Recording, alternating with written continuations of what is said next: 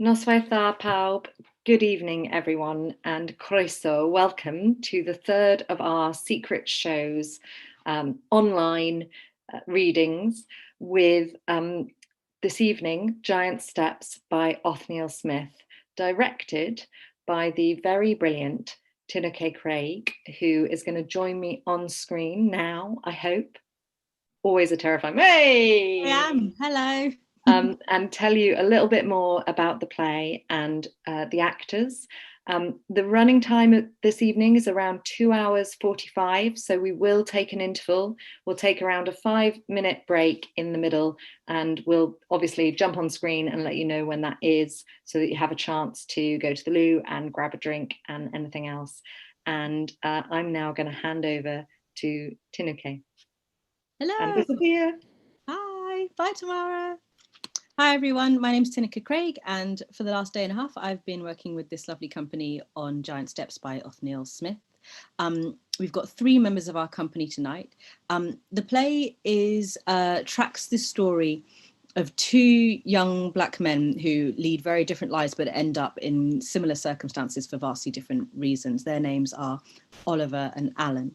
Oliver is played by Simon Manyonda, and Alan will be played by Akil Dow. They're also joined by the doctor who cares for them during their final days. The doctor's name is Dr. Geeta Mukherjee, and she will be played by the lovely Danita Gohol. This is a story that deals with race and class and is set in the 90s on the backdrop of the AIDS epidemic. I will be reading the stage direction, so you often might hear my voice but not see me. There'll be a little bit of music as well. I'm gonna ask Simon and Akil to join us on camera. I'm going to leave camera, and once the music finishes, lovely actors, you can start. So turn your cameras on, please, Simon and Akil. Lovely. Okay.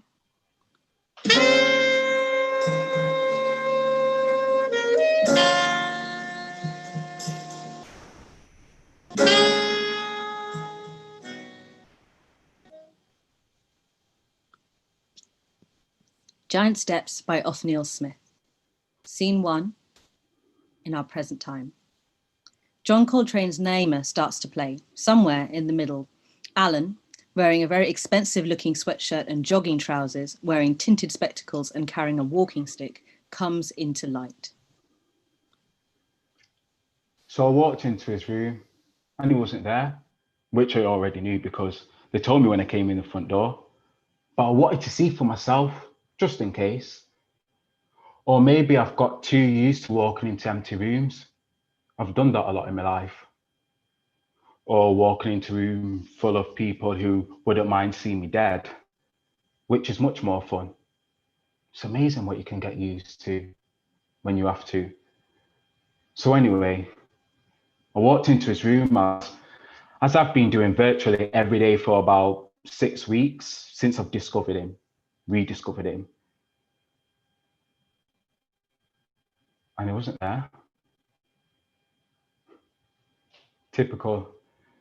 I'd missed the whole thing, story of my life. And his absence was almost tangible, like a bad smell. Nah, like the lonely darkness at 3 o'clock on a December's morning. Yeah, that's better. A touch more poetic. I think that's the only thing we had in common. Both our lives were like bad poetry. Scene 1. He turns and looks as a hospital bed is revealed. Oliver lies in it, very ill and very tired. He is attached to a drip feeder. He has a weak smile on his face as he listens and responds to his music. He has a remote control device which is controlling the CD player. As the piece ends, Oliver raises the remote control. Alan rushes and grabs it away from him. Now, too much of a good thing. Too much of a good thing? A ridiculous notion. An entirely fictional concept, dear boy, invented by the puritanical and hypocritical in order to control the masses. 7 times you've played that tune now. I love the great man as much as you do, but there's a limit. I lost count. I know you've lost count. You're doing that a lot these days. Am I? Oh, I apologize. I don't want you to apologize, Ollie. Just get a grip. That's all. Just don't lose it. I lost it longer ago than I care to remember, dear heart. None of that either. No, she's so sensitive. I'm warning you. Oh, I'm so frightened. Mummy, please don't let the big horrible man hurt me. I'll pull your plug, then you'll be sorry. But not for long. Just get a grip, all right? I've got as much of a grip as I need, thanks all the same. If I want to listen to a tune 7 times in a row, I will. 77 times if I so desire. 777 times. 7,777 times. 7 million. All right, I get the picture. Just have a little consideration for your neighbours, all right? If you find it so offensive, ask to be moved to a different room. This isn't a prison. You do pay their salaries. I don't want another room. I like my room. I've got it just the way I want it. If I moved somewhere else, well, I'd have to take down all my dirty pictures. I would have to fiddle with my TV area. I'd have to get to know new people, and I can't be bothered with all that. Life's too short. What is it about the British and their infuriating habit of stating the obvious at every possible opportunity? Oh, don't knock it, man. It's our culture. Go and live in Russia if you don't like it. I didn't say I didn't like it. I said it was infuriating. Anyway, if I'd moved, I couldn't pop in and see you as often as I do. And I know how much you look forward to my little visits. Oh, yes. I ache when you're not here. Mind you, I ache when you're here as well. And let's face it, I just ache generally. Oh, kids today, whinge, whinge, whinge. The post bin. That Miles Davis I ordered has arrived. Pretty good. Gave it a couple of plays. I didn't hear anything. No? Well, some of us believe in earphones, you know? Some of us have a little more common courtesy. Did you get any letters? Letters? I never get letters. Yeah, I know, but I thought you just might, you know. I thought you might have heard from your family. My what? Please, no, don't say anything to make me laugh. It'd probably kill me. I was just wondering. Look, she won't come over again. I don't know what you're talking about, mate. Are you pretty sure about that then? Absolutely. Oh. I was just concerned about you. It's about time you had a visitor. When's the last time you had a visitor? But it's different for me. I'm street scum. I'm a loner. I'm a rebel. I spent my whole life storming the gates of oblivion, man. You don't have time to make friends when you're storming gates of oblivion. It's a full-time job. Still, I'm glad to see you made it. No news then? My family don't need to send me news. They're paying my way here. They're fulfilling their obligations. I'm duly grateful. She's not coming over again then? My baby sister is engaged to be married to a barrister. Barristers aren't so what? I could reel off a name of half a dozen of crap barristers I've come into contact with. Of course, some of them may have been crap on purpose, but I've never been one to hold a grudge. I could write to her. Look, why are you so interested? You spoke to her for, what, 10 minutes? She's pretty. I watched you as you talked to her. You spent a lot of time looking at her face. What can I say? Your kid sister has enormous breasts. I've always been a sucker for breasts. Damn fine behind on her as well. A real woman, you know? Not like these skinny bits you see in magazines. A man wants something to hold on to, you know? A man needs warmth. A man needs cushionage. You know what I mean? Oh, I'm sorry. Forgot who I was talking to for a second. No need to apologize. You're only insulting the only woman I've ever loved. I wasn't insulting her.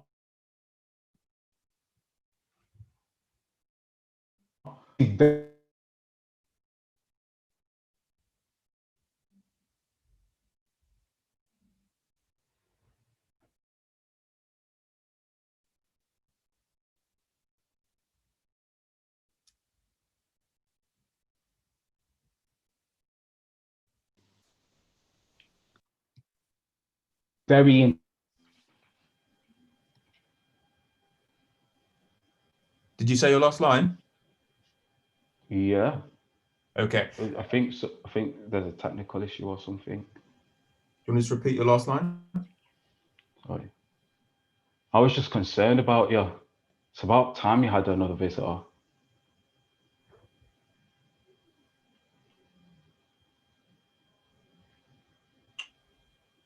No, sorry, I'm lost now because of that technical fault. I don't know. Bottom of 145. Okay. No need to apologize. I mean, you're only insulting the only woman I've ever loved. I wasn't insulting her.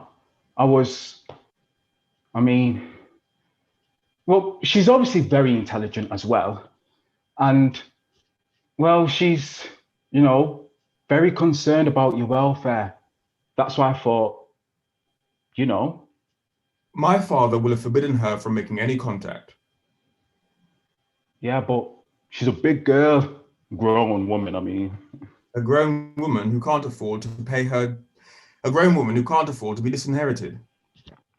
Family life, it's a wonderful thing. Just goes to show. My folks had nothing, your folks are dead rich. My folks didn't believe in anything, your folks are big Jesus types. My folks are beaten down by racial prejudice, your folks live in total unmixed area of Black Africa. My folks are bastards, your folks are bastards. It's a funny old world, ain't no mistake. My family. No, forget it. Damn, Mance and your sister, man. Did you ever fancy her? Is there no end to your depravity? Never had the chance to find out, mate. Nah, I was just wondering. Fancied mine for a while. She was 3 years older than me, so just at the moment which I was becoming aware of the secondarily sexual characteristics of myself and others, there she was, pooing, wandering about the house in her bra and pants, leaving the door half open when she had a bath. Is it any wonder that I took to the streets wondering for other ways to occupy my mind? So it's all her fault then? No, I take full responsibility for myself. Anyway, she got pregnant and everything started to grow in the wrong direction. She lost the bounce. That's what it is about women, you know, the bounce. The bounce. All you ever wanted to know about women, but were too stupid to ask. By Professor Alan Mackenzie. It's true though. They're always so dainty about everything. The way they walk, the wiggle. Now, nobody has to wiggle. I don't wiggle. Even you don't wiggle. Why should they? How do you know I don't wiggle? Trust me, you don't. When was the last time you saw me on my feet? You're not a wiggler, Ollie. I can tell you now. Now, your sister, well, it's less of a wiggle than a sway. A regal sway. A magnificent sight to behold. Some women keep it, you see. They stay wiggly. They maintain the bounce. Girls like my sister, though, it's the curse of the proletarian classes, childbirth leading to brain death and the loss of interest in anything beyond the geographical or intellectual reach of the video or the refrigerator. You know, the more I think about it, the more I'm glad I never had kids, you know? Glad I was never responsible for doing that to a woman. But the world also breathes a sigh of relief. Of course, it happens to men too, but women seem to admire that kind of thing in a man. Makes them feel safe, unthreatened. You know what I mean? Of course you do. Frankly, I'm proud of never having threatened a woman. Some of them like it, of course. I hate that.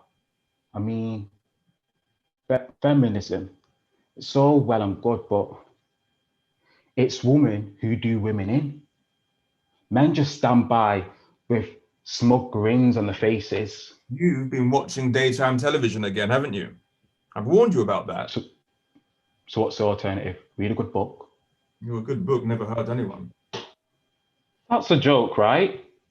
Ever heard of the Bible, the Quran, the Mein Kampf, Jeffrey Archer? I wasn't thinking. I'm very tired. Anyway, I've been having to cut down on my reading. My eyes are starting to hurt. Nothing drastic, but I'll leave you in peace then, shall I? No, there's no need for that. You amuse me. Awfully glad to be of service, your lordship. And while we're on the subject, you don't really pay me enough. Well, you're the one with the private income. No such thing. Savings, that's all savings. I don't know why I talk to you. Because you've got no one else to talk to, old son. Ah, yes, I knew there was something. Listen, I don't blame you for despising me. I don't despise you, Alan. I mean, you've got every reason to. Perhaps I have. I don't have the strength to use them all at the same time. You do what you want to do in life, you know? I know. You've got to survive with dignity. And the other thing. What other thing? The thing that's the opposite of surviving. One has to do that with dignity as well. Exactly. Well, obviously, I mean, we're both here, aren't we? Lap of luxury, all mod cons, hot and cold running nurses, all preferences catered for. I'm sure they have to do a screen test to get a job at this place. Everybody is so bloody beautiful. Even the cleaners look like they've just stepped off the cover of GQ. Or maybe they just pay them properly. In hospitals too. The whole world's gone crazy. What on earth is the matter with you lately? You sound as though you've swallowed a party political broadcast. I've been thinking, that's all. I mean, you must have heard me. I'm only next door. I mean, I've always been a thinker. But sometimes, something like this, your priorities change. I've been thinking a lot, God. Yes, of course. You're bound to, the situation being as it is. Fortunately, I spent the first 18 years of my life thinking about God. All the conclusions I've reached are stored in my head for ease of reference at appropriate moments. I don't think we're supposed to come to conclusions, Ollie. The questing spirit of human mankind and all that, we're supposed to keep on asking questions up until the very last breath. Asking questions is too much like hard work. That's why we employ men in dresses to do our thinking for us. I suppose you must have thought of becoming a man of the cloth, you know, when you realised about yourself. The wide choice of exotic headgear, you mean? Ready access to impressionable boys? I wasn't talking about that, Oliver. Give me some credit. I mean, you know, withdrawing from the world from temptation.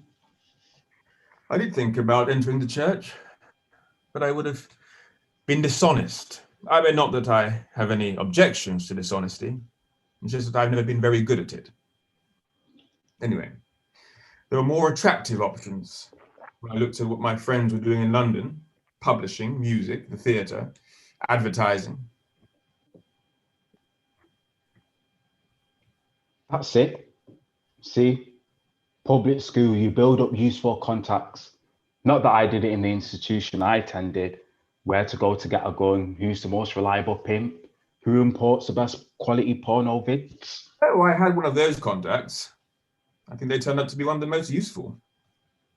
But it all comes back to the matter of fact that there isn't a level playing field. So you just go with flow. You follow the path of least resistance. You take the road more traveled. I thought you assumed full responsibility for yourself. I'm not blaming society. Society acts in order to protect itself, to cover its arse. Ah, and you're a threat to the arse of society. That's something else we have in common. Why do I feel like you ain't taking me seriously? Darling, I take you very seriously. Don't call me that, I'm not your fucking darling. It's a figure of speech. Really not my type. Yeah, I know your type. Weedy, pimpy white guys with thick lenses. With glass. What? Oh, you mean Reese, the one who came to visit me? Oh, he's just a friend. One of the gang. And well, he wasn't always weedy. He didn't always have bad skin. Oh, I'm sorry. He's gone to live with his parents. He's going to last a lot longer than they think. He just wants to make them feel guilty. Ah, I like him better already. So what's your type then? Oh, really? Are you truly so shallow? I've told you my type. A big woman. That's what I like. Do you like big men? Or would that be awkward? You know, like on those videos. Oh my God, it's so big. I refuse to take part in this conversation. Or maybe you don't see people that way. Maybe you respond to individuals rather than types. That must be good. Being in constant contact with the class of people who see you as an individual and not as a type. I've had a spot of trouble in that area over the years. It's profoundly frustrating. Geeta enters in a white coat, a stethoscope around her neck, carrying a clipboard. Morning, peasants. Hey, right on cue. I'm sorry, Mr. Mackenzie. I was just talking about frustration. My personal life is no concern of yours. I was talking about myself, Doc. I know almost nothing about your personal life. Not that I wouldn't want to. How are you feeling today, Oliver? As well as can be expected, Doctor. How come you call him by his first name? Well, you should be lucky that I call you at all. I do. Has he been making a nuisance of himself, Oliver? He's most entertaining. Like a good supermarket claret. He makes up in value for money for what he lacks in taste and quality. Have I just been insulted? I sincerely hope so. Are you sure he's not bothering you? Because if he is, there are steps we can take to make sure he stops. More of them experimental drugs, eh, Doc?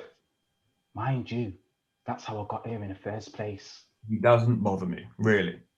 Deep down, he's an absolute sweetie. It's true. It's true.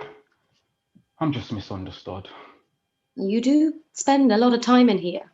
People will start to talk. Yeah, I just can't keep away. We should have one of them deathbed weddings, dead romantic. It wouldn't be the first time. What? Hey, that spooky old Chaplin. I had him down as a hell and damnation merchant. Not him. Somebody from the local humanist society comes and says a few words. It's rather moving, actually. Rather moving, actually. Slightly patronising, what? And you're the very last person in the world to whom I'd come for a lecture on ethics, Mr. Mackenzie. Oh, well, You would be very unwise then. I've seen life from both sides, you see, as a criminal and as a victim, as one who's taken advantage of the misfortune of others, and as one who himself is in deep shit. Perspective, that is key. Has he been boring you with the meaning of life again? He hasn't quite gotten round to that yet. Give me time though, eh? Still, if only you could. I'm sorry. Time. If only you could give us some time. I'd give you 30 years hard labour. I'd serve that gladly, as long as you were one of the screws. Have you ever been inside a prison? I think everybody ought to give it a go, especially all those people who whinge on about how crusty it is, especially those who are paid to send people there. And what difference would that make? Well, none probably. But that wouldn't be the point. The point would be, you see, if there's one thing I hate, it's people who go on and on and on and they don't know what the fuck they're talking about. You're pretty big on self-hatred, aren't you? The difference between me and them is that I don't commend. You've probably condemned dozens, if not hundreds, of people to death by selling heroin and crack to them, Mr. Mackenzie. I don't see you picketing any cigarette factories, Dr. Majuki. I don't see you planting bombs underneath Mr. Kaplan's Range Rover. Lung cancer and heart disease kill many times more than heroin and crack do. You know, I'm not getting into this argument. It isn't an argument. I was just saying something outrageous for effect. Outrageous, but still true. What's also true is that I'm a complete shit, right? Absolutely.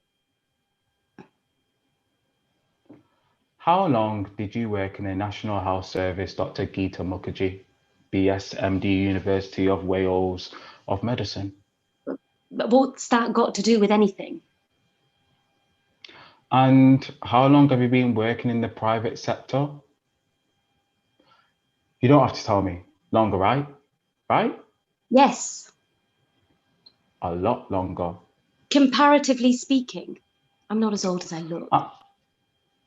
And what class of a person can afford all this kind, lavish, long-term medical care that you and your colleagues provide so altruistically rich people, right? Not necessarily. But primarily, no one's here is at the expense of the state, are they?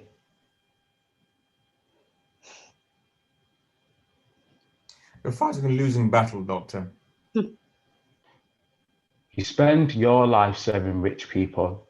And how do people get rich? By being shits, right? Or by being related to someone who's a shit? Tell me I'm wrong. You disgust me. That's a pity because I fancy you rotten. A bed bath in half an hour, all right? I can hardly wait. How comes I never get bed baths? Your time will come, Mr. Mackenzie. Oh, you cow. And Dr. Morgan, he'll be around to see you later. Morgan? Now, there's a man with style. Those suits, that Porsche. He's younger than you, ain't he? Odd the way he seems to have a far greater disposable income. I don't suppose his intimate relationship with certain pharmaceutical companies would have any bearing on it. More drug trials, Doctor? Well, that's up to you, Oliver. Don't let him blackmail you into anything. After all, you're already half dead, man. What more possible damage could it do? He's a man for fuck's sake, not an albino rat. How dare you? I am noble and self-sacrificing, bestowing life upon others as I drift towards the inevitable. Oh, of course. The old God's brownie points gambit. Clever. Isn't it odd, Oliver, how Mr. Mackenzie has picked this particular phase of his life to develop a puritanical attitude towards drugs? My attitude towards drugs has always been a realistic one. Just because a drug is illegal, that doesn't make it good. Just because a drug is illegal, that doesn't make it bad. I'm quite happy with my medication as it is, thank you very much. Anyway, you don't want a miracle cure, do you? I'll fuck up all your statistics. He's only teasing, Doctor. Ignore him. Excellent advice. Now, about Dr. Morgan. Well, it's up to you, Oliver. I'll see you later. She starts to leave. Alan stands in her way. Do you know something, Gita? Nobody ever wanted to have sex with me until I had money. She pushes past him and exits. She wants me. Obviously. Honest, she's gagging for it. Well, I suppose you'd know all about that kind of thing. She's not married, you know. Not married at 32. Just the right age for me. Just those few years older. Just enough miles on the clock. Hasn't got a boyfriend either. Acts around and she ain't a lesbian. How can you tell? Because she wiggles. Lesbians wiggle. I've seen them. I axe around. It's tragic. Handsome woman like her going to waste just because her vast intelligence intimidates men. Plus, she's probably earns more than most Asian men in a social bracket. Not good for the male ego. Wouldn't bother me though. Yeah. She'd be perfect if only she wasn't Welsh. I thought you only liked big women. I didn't say I only like big women. I like big women. I also like little women and medium-sized women. Size isn't everything, you know. I like brainy women. That's why your sister's perfect for me. Big and brainy. Was that true? It's what you said about your sexual history. Yeah, it was true. I mean, look at me. I'm not exactly Mr. Universe, am I? No, you see, what happens is I say I'm not exactly Mr. Universe, and you leap in and say, oh, please yourself. I cannot lie, you are not exactly Mr. Universe. I see, it's at times like these that you find out who your true friends are. So you wouldn't have fancied me then? Please don't speak in the past tense. It's very insensitive. Sorry, but, you know, in your cruising days. Cruising? I never went cruising. I met people. I made friends with them, and if we liked one another in that way, we slept together. And there weren't that many. Are you asking me if I find you attractive? Nah, not at all. I was just wondering if you would have found me attractive. I'd have been into that kind of thing, which I'm not. Not that there's anything wrong with that. But I'm not. I just hope I've made myself quite plain. No. God made you quite plain. Aren't you always telling me that women never liked you? So why would men like you? Makes sense. Still, logic and sex seldom go together, don't they? You see, Alan, in many ways, you're an appalling person. Oh, stating the obvious, Ollie. It's rubbing off on you. It's just this place, all these pale, skeletal young men with wealthy parents, the way they look at me. It's all about class, ain't it? Class? Obviously not, since you're here. Thank you, but that's not what I'm talking about. I mean, how comes me and you are the only black guys in this place? Just lucky, I suppose.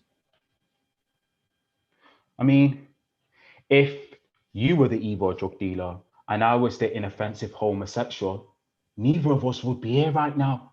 I'd be rotting away in a shitty bedsit somewhere, and you would have had sense, you would have had connections, you would have been able to launder your assets and get into art or property before you got dragged down the pit. I was born gay, Alan. You weren't born an arsehole. But I've been thinking, you see, about what did make me what I am. About options and priorities and possibilities and injustices and guilt and why I don't feel any guilt. Self-pity, yeah, but that's not exactly a recent development. See, in my old days when I used to think, it always used to lead me in the same direction. But now I can see all the different paths I could have taken. And I think about what would have happened if I had taken them. And I think I still have hurt people because that's what life is. You either do hurting or you get nailed. And I've never made a very good victim. Are you falling asleep? Yes, I am. Piss off. Oh, very well. Let it note to be said, I can take a hint. Enjoy your bed bath. Still, I suppose you will. Big German bloke, so you're bound to. Pervert. Criminal. And keep that bloody music down.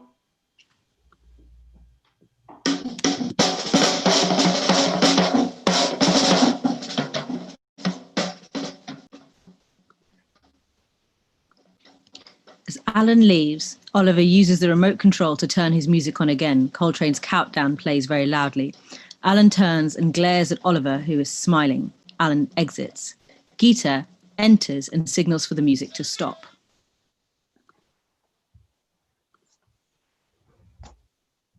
The music wasn't that loud. I mean, not really. Soundproofing, you see, alongside cable television, extensive menus to suit all tastes, tender, loving care from our dedicated team of hand-picked professionals, and the almost complete absence of cockroaches. It's a good place. You know, I'm doing some good, making people feel better. Plus, I'm getting a bit of research done as well. The possible side effects of combining psychopharmacological medication, antidepressants, say, and medication designed to treat, or well, rather, to control physiological symptoms. I've been promised publication in an American journal if I can get my graphs right. Oh, and you know, the money's not bad here either. No, I tell a lie. The money's bloody brilliant. There, I've said it. I mean, it's not excessive. It's just about 50% more than what I need, which is ideal. And the work? Well, it's certainly stressful. It puts you through the emotional ringer. But you get time to breathe, to smell the roses, to learn to like people. Yeah, to be brutally frank, you get a nicer class of people around here. Perhaps it's something to do with the voluntary element. You know, people have chosen to come here. And rich, dying people, well, they're less inclined to violence than the clientele of my last job. God, I can still picture that moment. I was off guard for a second. I've just saved a man from choking to death on his beer-flavoured vomit when, with a mercifully clumsy movement, he attempted to slice off my left breast with a cunningly concealed Stanley knife. Well, it was at that point that I decided to leave the NHS. You know, I mean, it wasn't much worse than any other Saturday night in Casualty, but I figured, why bother? You know, there are easier ways of getting your karma sorted. And people here, well, they seem less inclined to racial abuse as well. Or maybe they're just more polite. Which is all I ask of anyone who I'm not playing naked Twister with. Oliver wasn't especially different from any of the other tragic middle-class gay boys in my care.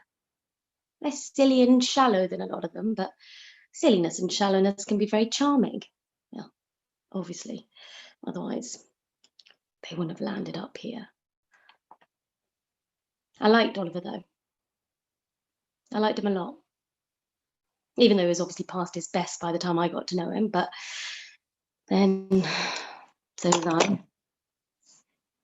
He did tell me that he and Alan were old friends, you know, after a fashion, but I thought it was just him being delirious. He did a lot of that towards the end. Eschew, he said. Gesundheit, I said, as he'd expected. And then he explained, look, Ishu is an ancient African deity, almost but not quite a Yoruba version of Satan. His job is to go out into the world and to keep tabs on people, to examine their lives and make them pay for their arrogance, their fecklessness, their dishonesty. Not that Oliver was into all that pre-Christian stuff, obviously. But he did wonder how it was that Alan always seemed to turn up at the pivotal points in his life. And I said, well, perhaps it's you turning up at the pivotal points in his. And he looked up at me and he said, oops. She leaves. Scene 2. A small, disused classroom is revealed. 2 desks, a couple of chairs. Alan comes in very angry, followed by Oliver, who is subdued. Both are wearing dirty football strips and each has a different coloured shirt. Bastards! Bastards! Bastards! Fucking bastards! He kicks over a chair. Bastards! He picks up a chair, whirls it round his head and hurls it into a corner. And what the fuck do you think you're doing? I am sitting down. Get up. No, Get up. I want to sit down. I'm going to be waiting here for a long time. I would like at least to be comfortable in the interim. You're fucking unreal, man. Very probably. Alan glares at him for a while, then moves away. He goes to look out of the window. Oh, this is fucking brilliant, this is. Can't even see the game from here. Fucking brilliant. Rather far gone conclusions, you know? What you on about? You always beat us. Hey, don't bag me up with a bunch of them losers. Well, you'd rather appear to have bagged yourself up with them. Yeah, well, not for long. 2 months and that's all. Then I'm never going back. I'm not like them. Well, I'm pleased to hear it. Anyway, according to the records with respect to this particular fixture, it's my team that would appear to be the losers. I think you're confusing me with someone who actually gives a shit. But every game so far, in 19 years, except for the last one, which was a 0-0 draw, we had a rugby tour cancelled, so there was a little more defensive muscle available than usual. Ooh, Swish rugby wugger. Oh, Woodrick, which word? Waymond, do come play wugger with me. Yes, highly amusing. Of course, ours is the only scratch team, made up of those unwilling or unable to go home for the holidays. So I suppose, in a way, we're rather in the same boat as you lot. Snotty little bastard, aren't you? I'm neither snotty, nor little, nor a bastard. Still, at least you're going to get what I'm going to get. Probably worse. I mean, I suppose they expect better behaviour from you. Me? I'm just another faceless savage, which is fine by me. Of course. Meaning what? Nothing. Alan approaches Oliver, assuming a threatening posture. I'm warning you, mate. I'm fucking warning you. There's no one watching us. There's no one to fucking come between us now. But I do wish you'd moderate your language. Profanity for its own sake is both tedious and counterproductive.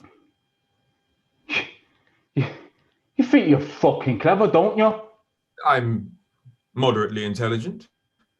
Honestly, Britain must be the only country in the world where referring to someone as clever is on par with calling their mother a whore.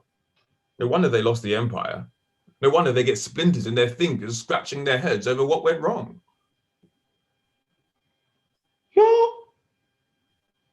You're foreign? Thank God. I didn't know you were foreign. If I'd known you were foreign, I wouldn't have given you such a hard time. Where are you from? Isn't it obvious? Iceland. Seriously? I was born in Iceland. My father used to be a diplomat. Diplomat? Huh? Fucking different world. Diplomat? Do you know what a diplomat is? Yeah, I know what a fucking diplomat is. A diplomat is someone who's got a diploma. I do hope that was a joke. Civil servant, isn't it? Sent over to foreign countries to lick ass. There's not a lot I don't know about the big wide world. Nothing but Graham Greene in our library. Stupid buggers that run the place.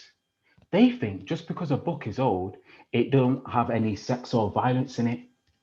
I swear some of those bastards wouldn't even know one end of the book from the other. So where are you really from then? Is your dad dead rich? He's very rich, yes. Fat and rich and ignorant and brutish. Ah, just like mine, apart from the rich bit, obviously. You're African then, are you? What's it like in Africa? Don't tell me. Just like Britain, only not as many black people. No, really though, what is it like? I'll send you a useful list of books on the subject, assuming that you really can read, of course. No, I can read all right, matey. I can write too. What if I write my name in your blood across that wall? We'd both be in even more trouble than we already are. This is your stock in trade, isn't it? Mindless violence. Because frankly, you don't do it particularly well. I'm not a criminal, I'm a scholar. I like books. Unfortunately, in my deprived social position, I have no choice but to steal them. Ah. And the concept of the public lending library has not yet reached the British Isles? I mean, we've had them in Africa for years. Librarians are slow. Takes months to get new stuff in. If you want to keep on top of things, you've got no choice but to be a grubby, thieving bastard. Sad fact of life. Listen, mate. I wouldn't have kicked you all over about the pitch if I'd known you were African. Ah. Is that what is known as positive discrimination? I thought you were just some rich kid. I am some rich kid. Yeah, but you're some African rich kid, not some bogus capital sellout class traitor bastard shit softed Southern English rich kid. And this is somehow worse than being a privileged African? Obviously, in this country, you have to betray people to get rich, unless you're rich already, of course, which is a whole other kind of scumbag. It's all about class, you see. Ah, yes, your class system. Most amusing. I mean, the hours of amusement I've given my schoolmates by eating my soup with the wrong fork. And as for betraying people, my father became rich through manufacturing and marketing skin lightening creams for Africans who don't want to look too African. That is what is paying for my education. Oh, hey, shit. Still, that's capitalism for you, or the will of Allah. My father is a Christian. Ah, well, now you're starting to make sense.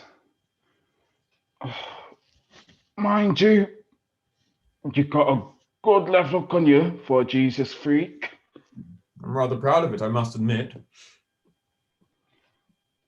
Listen, I'm sorry about, hassling you on the pitch. I was out to get you plain and simple. I did notice. I was checking you out, checking out how tough you were. I mean, I didn't know if you were good or not.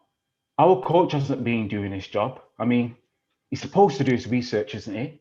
The danger men up front, potential holes in defence, current league form. Fucking hopeless bastards. Unusual alcoholic failure. He sounds rather like our coach, although he probably earns rather more than yours does, so I expect he can afford to be a better class of alcoholic, at least. Is he your head teacher? Please, our headmaster. Association football. Far too plebeian. The team seemed pretty keen though. Crap, but keen. Oh well. Those of us who play football tend to be the lower class of public school boy. Nouveau riche, the sons of pop musicians and road haulage magnates. I see. Anyone famous? I wouldn't know. I have not the slightest interest in road haulage. You know what I mean. I know nothing about pop music. I like jazz. Jazz? Now, what the fuck's jazz all about? Does it have to be about anything? It has to be about something more than short soups and snappy finger work. Jazz is supposed to be about the cry of the downwarded man, the voice of the ghetto kicking ass, demanding respect. From what I can gather these days is a lot of middle-class Norwegian bastards with PhDs in musicology. You seem to know an awful lot about absolutely everything. I told you, books. Anyone can open a book. I think it's time we formally introduced ourselves. Oliver Monognier. Alan Mackenzie, pleased to meet you. Sorry about, earlier. Not at all. I shouldn't have hit you. No, I should not have tricked you. And I shouldn't have provoked you by playing so brilliantly. And I should have knocked you over that time you had a clear shot at a goal. Oh, well, you're only doing your job. I was doing it a bit too well. I mean, this was just a skive, breaking the routine, bit of fresh air. The very last thing I wanted to do was actually win the game for them bastards. But once I saw you, man, I had to just get in there. Yes, this event isn't really about sport, is it? It's about rich kids showing the poor kids what you get by playing the game. Poor kids kicking the stuffing out of the rich kids, and everybody going home happy, having done their bit for the classless society. Well, none of us actually go home, but you know what I mean. A rather shoddy, poorly managed piece of public relations for two outmoded institutions. A good day out. You're a bit of a lefty, aren't you? I'm sure it's just a phase. I'm at that difficult age, I wonder if there's ever such a thing as not being at a difficult age. I'd like to know for future reference, like. I expect not. Life's hell and then you die. I bet you're brilliant laughing at it all at night. Oh, yes. Non-stop squealing in the dorm at night. I can believe that. The things I've heard about public schools, mind you, it's not very different to our place. What's not that different? Lads suddenly discovering what all their bits are for and only having each other to try them out on. It can't have only been books. You what? The reason you've been detained. The reason I'm detained is that I got caught. But there must have been more to it than books. And they wouldn't have had you incarcerated for stealing books, surely. They'd have given you a medal. Well, I didn't just steal books from me. Once I found out how easy it was, students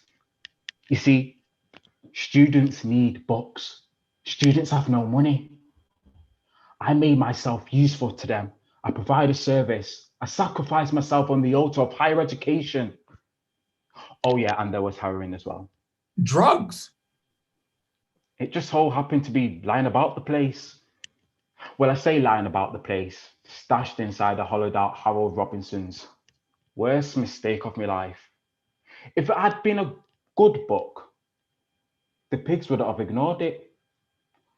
Oh, Harold Robinson's, I see you're a man of good taste, Mackenzie. Oh, what's up we here? Of course, I actually brought that one. Irony, huh?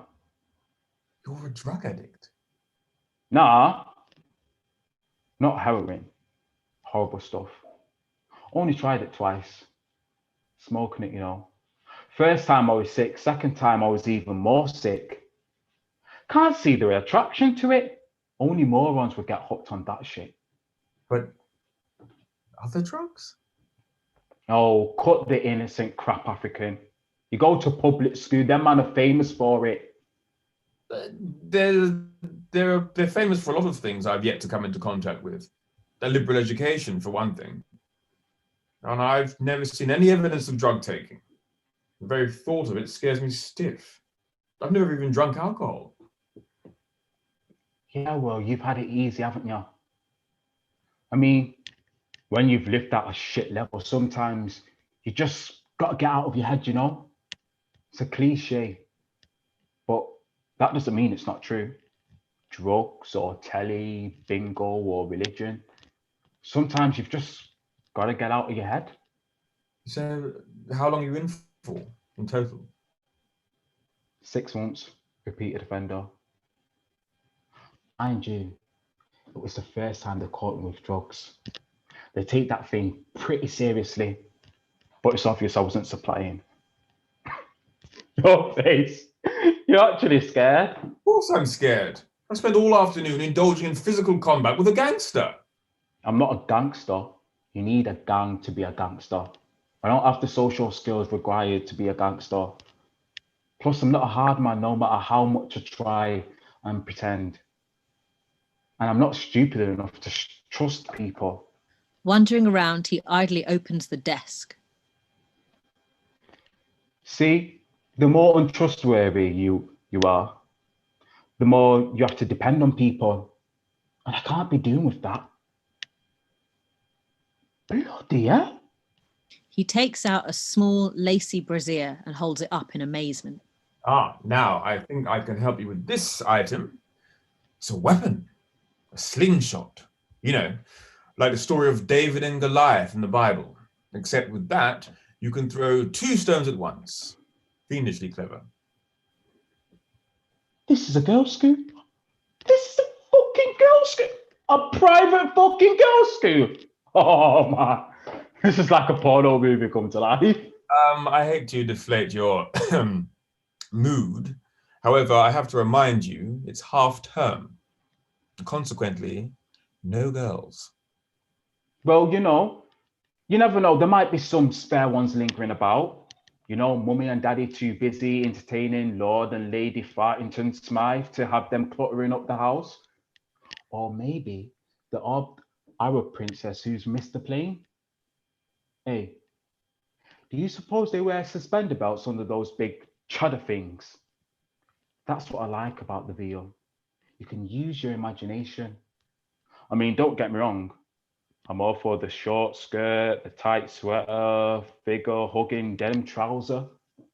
But it's like the difference between listening to a pop song on the radio and sitting and watching the video.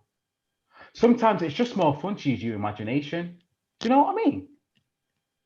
I'm rambling, aren't I? Sorry, my mind starts wandering when I start thinking about girls. Yes, so does mine. Have you got a girlfriend? I have. Well, I did. Sort of. Well, we talked a lot anyway. I used to go in a dad shop. Namer, that was the name. I mean, we never actually went out or anything. We might have though, eventually, when she was old enough. I was even looking into converting into Islam, just on the off chance. But her dad sent her off to Pakistan to get married to some genetic goat herder on the fucking northwest frontier. Really pissed me off, that did. Still, there's plenty more fish in the sea. There's a jazz tune called Namer by John Coltrane. Oh yeah. Exquisite. Oh yeah. Oh, I have to look out for it. Concealing the bra in the sleeve of his shirt. In the meantime, I have to make do with this. Oh yes, this will be very useful to be going on with. Useful? Oh, you're disgusting. It's a fact of life, Polly. For every human being, most species of mammals, sometimes you just have to get down with your bad self, man. Oh, you're nauseating. I may be, but at least I'm at ease with myself about it. Meaning? You know what I mean, public schoolboy. Hey, maybe they're watching a game from some secret vantage somewhere. Watching our game? Who could possibly be so starved for stimulation? Teenage girls are every bit as weird as teenage boys, man. Stands to reason. Hey, maybe. He goes to the door and looks out and around. That's strange. He goes to the window. But the bastards! I'm sorry? Bastards! Shit! Oh, I hate that. What do you hate? Oh, that's terrible. That makes me so mad. It does. Answer me this question, Ollie. Where are we? In a rather dingy little room. Yeah, but where geographically? I would presume that we're at some point vaguely equidistant between my school and your detention centre. Detention centre. Hold that thought. Ollie, why am I in a detention centre? Because you're a victim of society? Leaving that aspect of things aside for a second. Because you're a criminal. Ding! Correct. Now, what happened out on that pitch? We had a minor altercation and were sent off. And where were we sent off to? Well, here, a dingy little room.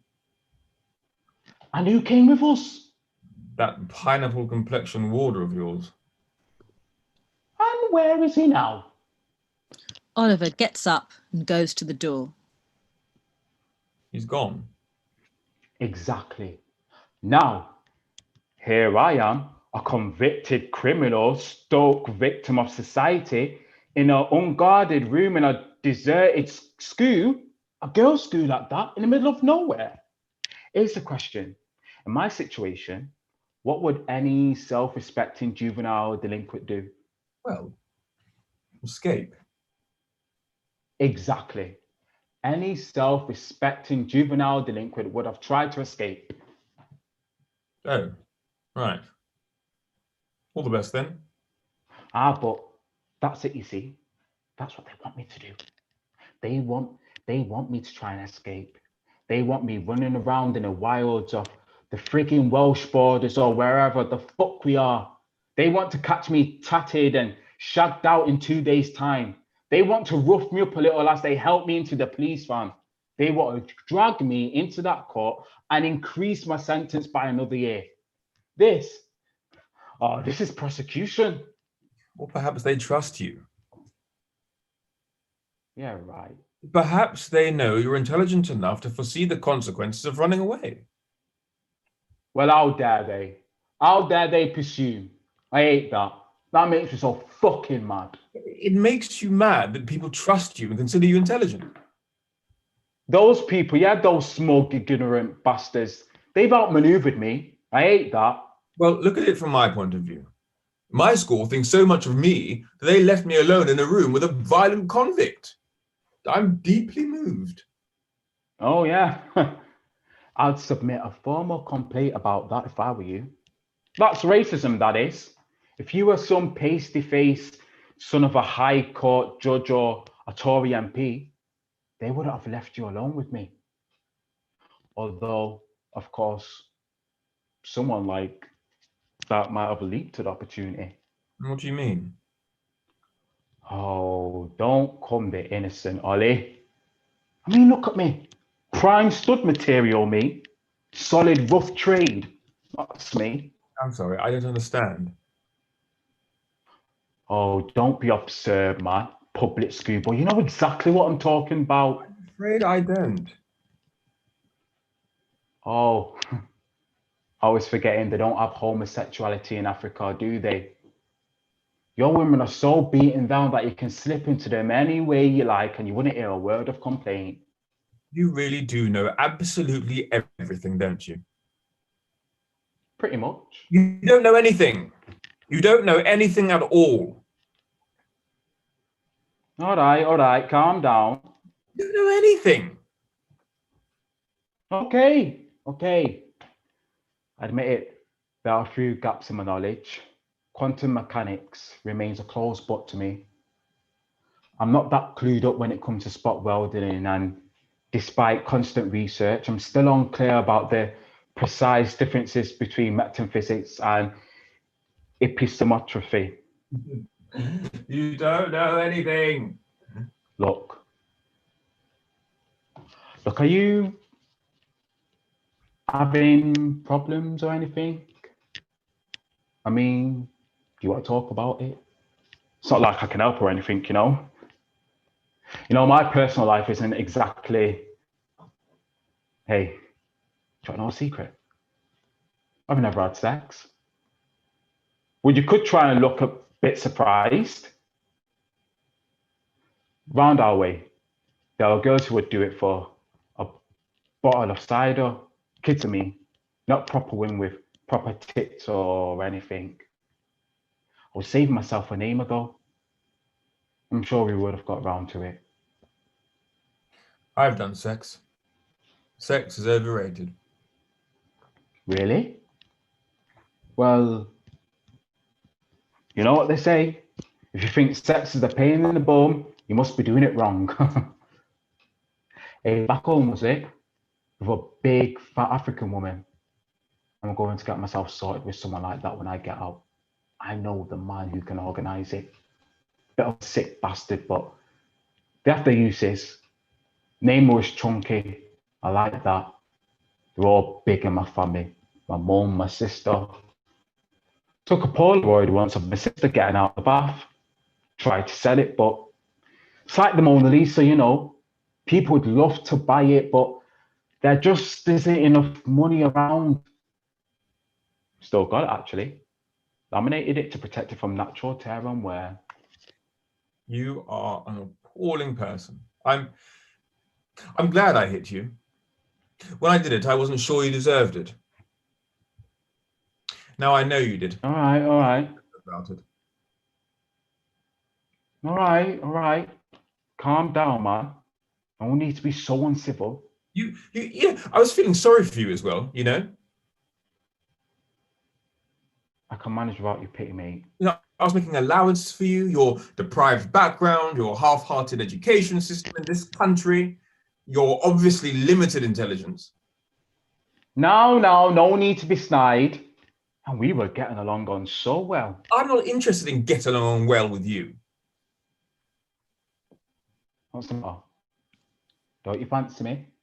Oliver aims a punch at Alan and misses. He aims another one, which also misses. Alan grabs his fist. Violence is not the answer, my friend. Look, it's not a crime not to like women, you know. Most men don't like women. It's just we all have different ways of dealing with it. The way you lot deal with it, it's just another option, that's all. With his free hand, Oliver punches Alan in the stomach. Winded, Alan falls to his knees. Oliver goes and sits in the chair, head in his hands, recovering slowly. Alan looks at him and is ignored. Alan gets to his feet. And I thought I had problems. Oh, I really ought to. Now, why waste my energy? Oh, fuck it, I'm not staying here. I'm going for a wander. I'm going to go look for some girls. Maybe catch the end of the game. Yeah. You want to get yourself fucking sorted out, mate? He exits, still in pain. Oliver continues to sit, deep in depression. He starts to cry. And that brings us to our interval. Thank you very much.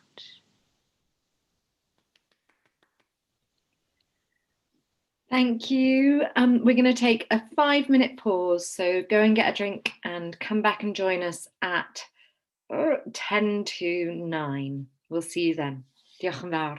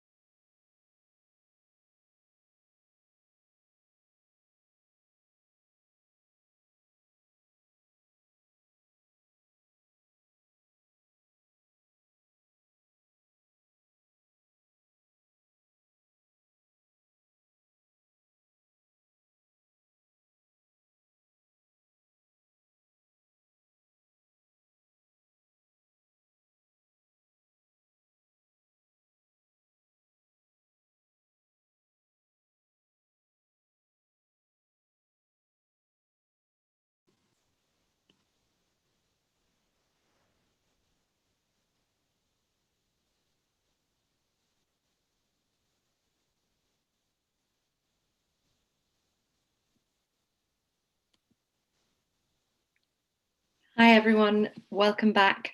Here we go with the second half of Giant Steps by Othniel Smith. And thank you, diolch yn fawr, so much for your continuing support of Theatre Clwyd. It means the world to us. Over to you.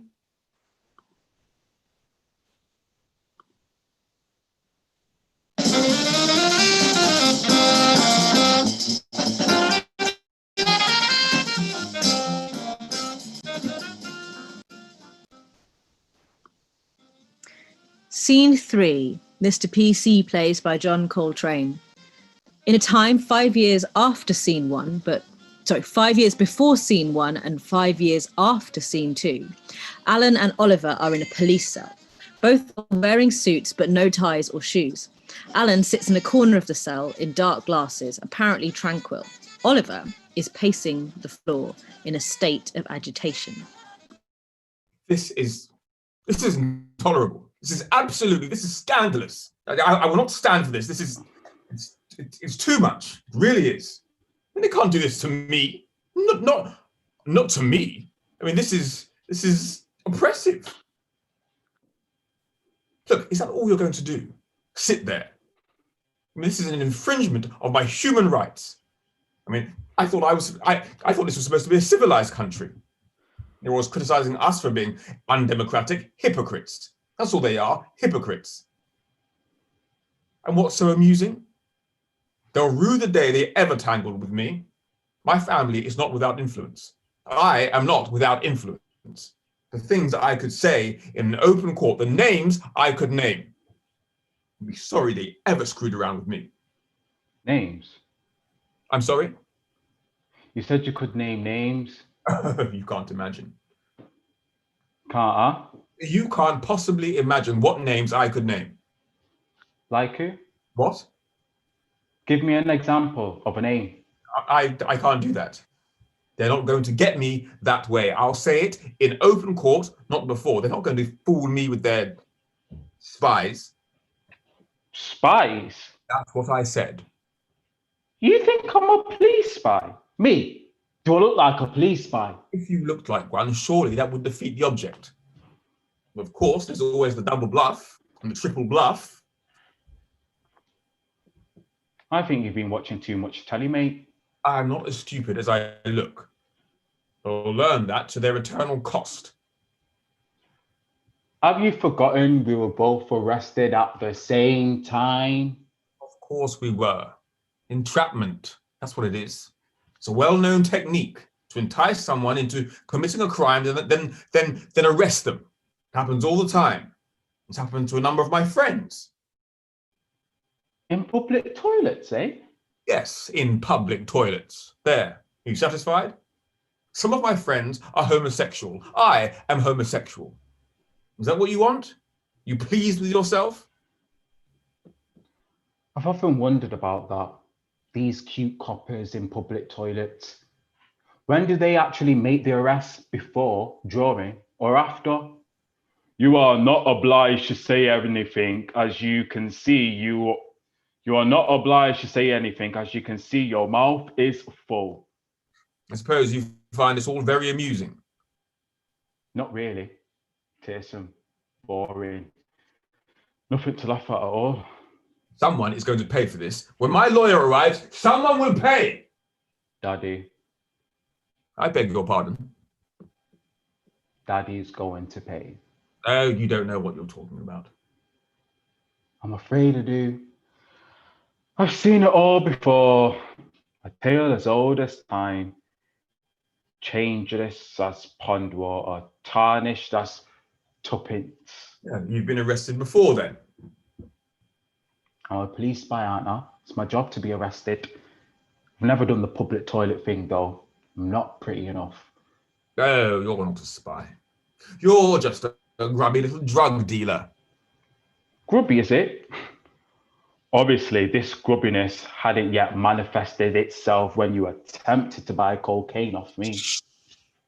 Say things like that. There'll be video cameras, microphones.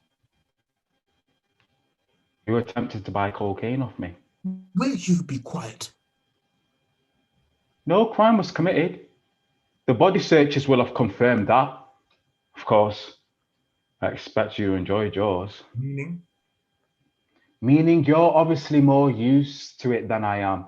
Having your most intimate regions probed by eager male fingers.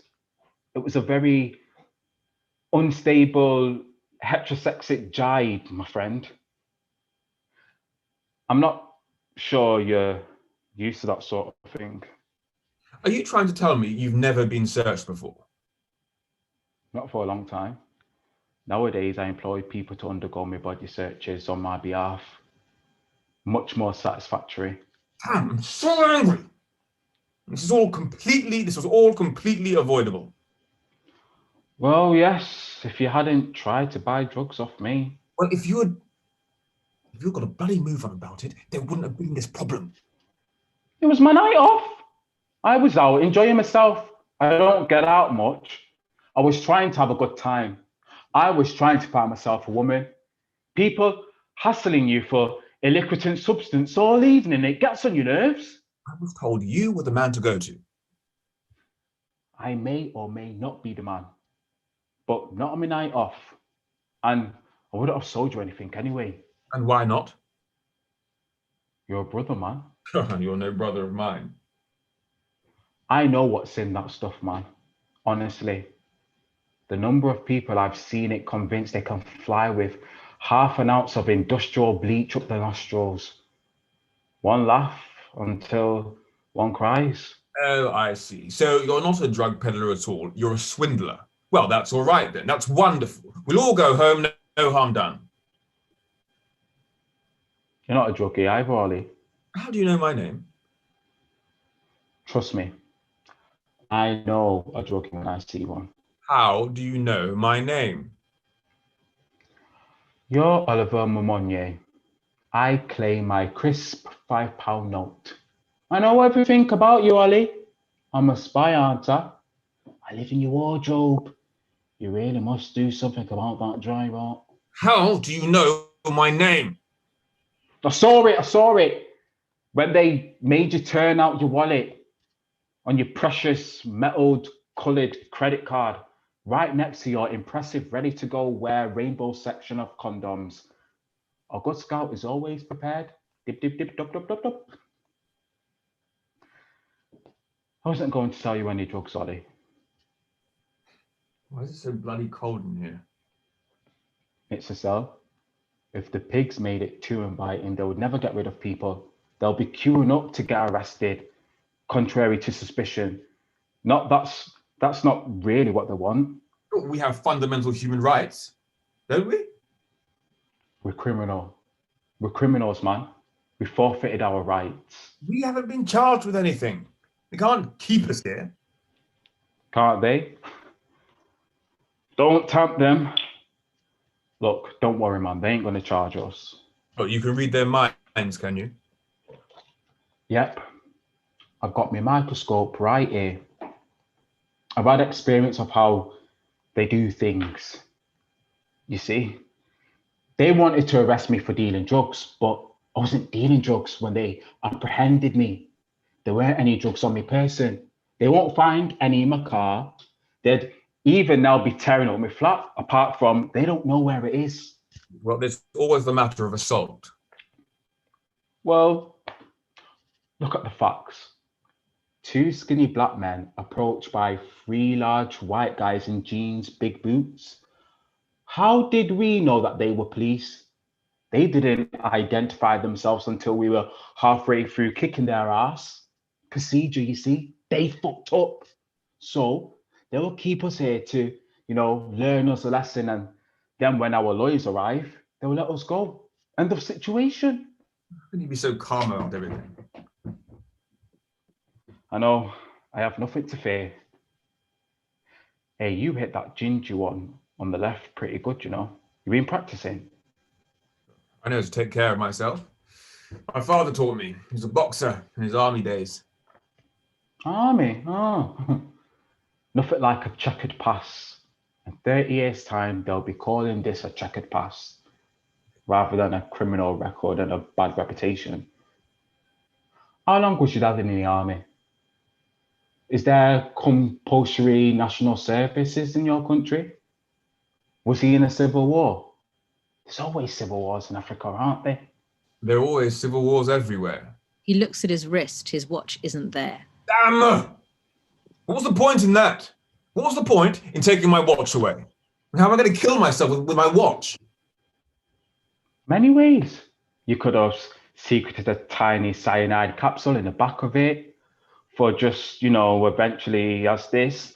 You could have sharpened one of the edges on the stone floor and opened up an artery. You could smash it and swallow the inwards and jump up and down, thus latching your internal organs. I mean, it's pointless, really. We're both wearing clothes. We could strangle one another with our trouser legs. We could bash our brains out against the wall. We could call out to the duty sergeant and tell him that his wife chases army trucks. Sometimes, I think that there's more ways to die than there are to live. You know something? I wish you were as enigmatic as you think you are. Enigmatic? There's no mystery to me, Ollie. I'm just a lonely man making his entrepreneurial way through a corrupt society. So that's how you justify dealing in drugs, huh? You're simply exploiting the corruption of others. I'm not justifying anything. I don't need to. Any more than you need to justify buying drugs. That was a mistake. Which was I was trying to tell you when we were so discontinuedly interrupted. I was with friends. They were having a party and they wanted entertainment. We were told that you were the man to go to. Look, if you just sold me the stuff, we wouldn't be in this mess. I wasn't going to sell you the drugs, Oliver. Plain and simple. I have principles, you see. Yeah, I don't know why I said that. It's not true. I tell myself I'm better than the scum who hang around playgrounds and council estates with carrier bags full of crack. I tell myself I'm striking a blow of the emancipation by concentrating on places where well-off white people go. I tell myself I'm being ironic when I put on a good suit and a big hat and slip my gold tooth in. I'm not, of course, confirming the stereotype. We stamped for safety of stereotypes, don't we? And, well, some of the scum of the playground and council estate fame are not unknown to me. I was already aware that you were an appalling person. Now I realize that worse still, you are also pretentious. Ah, words sting me, brother. I've told you, don't call me that. Whatever you say, Ollie. Hey, do you want to see a rude picture of my sister? No, I don't. Have you got any sisters? Just wondering. He starts to scat sing idly Coltrane's Mr. PC. Eventually, Oliver recognises the tune. Stop that. What's the matter? Not a Coltrane fan? Yes, I am, which is why I'd like you to stop. Everyone's a critic. I bought a saxophone, soprano, brand new. Brought the case, cleaning cloth, polish, book of solos, got it home. Couldn't get a note out of the thing. Well, a few fart noises, but you can't build a career on that. Contrary to what others might suggest. I persevered though. After a month, I could get through. Old MacDonald had a farm with virtually no mistakes. Sort of lost interest in the practical side of things after that. Still, I now own a precious and the most shiniest saxophone in the whole Christendom. I'm deeply moved. You know your trouble, Ollie. You're self-obsessed. Why shouldn't I be? I'm the most interesting person I know. Oh, where the hell is this bloody woman? Your lawyer. You should have been here hours ago. It's Friday night, stroke, Saturday morning, man. She's probably out getting laid or getting funky. Lawyers are human too, you know. A little too human, if you ask me. All she knows, all she has to do is make a few phone calls. It can't be that hard. I mean, sure, even you know how to make a few phone calls. You've got a nice streak in your Ollie. It's most unattractive. I'm not interested in being attracted to the likes of you. This is the story of my life. I stand in the wilderness and howl at the moon. Woo! Woo! As Mr. Neil Diamond said so eloquently, put it as I am, I said to no one there. Neil Diamond. Hey, cut me some slack, man. I'm not at my best right now, okay? Look, if you're unhappy, maybe you deserve to be, eh? Have you ever stopped to consider that? Well, you see, Ollie, here's where we encounter what is commonly known as the chicken-egg scenario. Did my unhappiness turn me evil, or is it my essential baseness which has led me to unhappiness? We turn to our panel of experts. First, my father, you were always a worthless piece of trash. Secondly, the first police officer I had my first conversation with. I've got my eye on you, you little black bastard.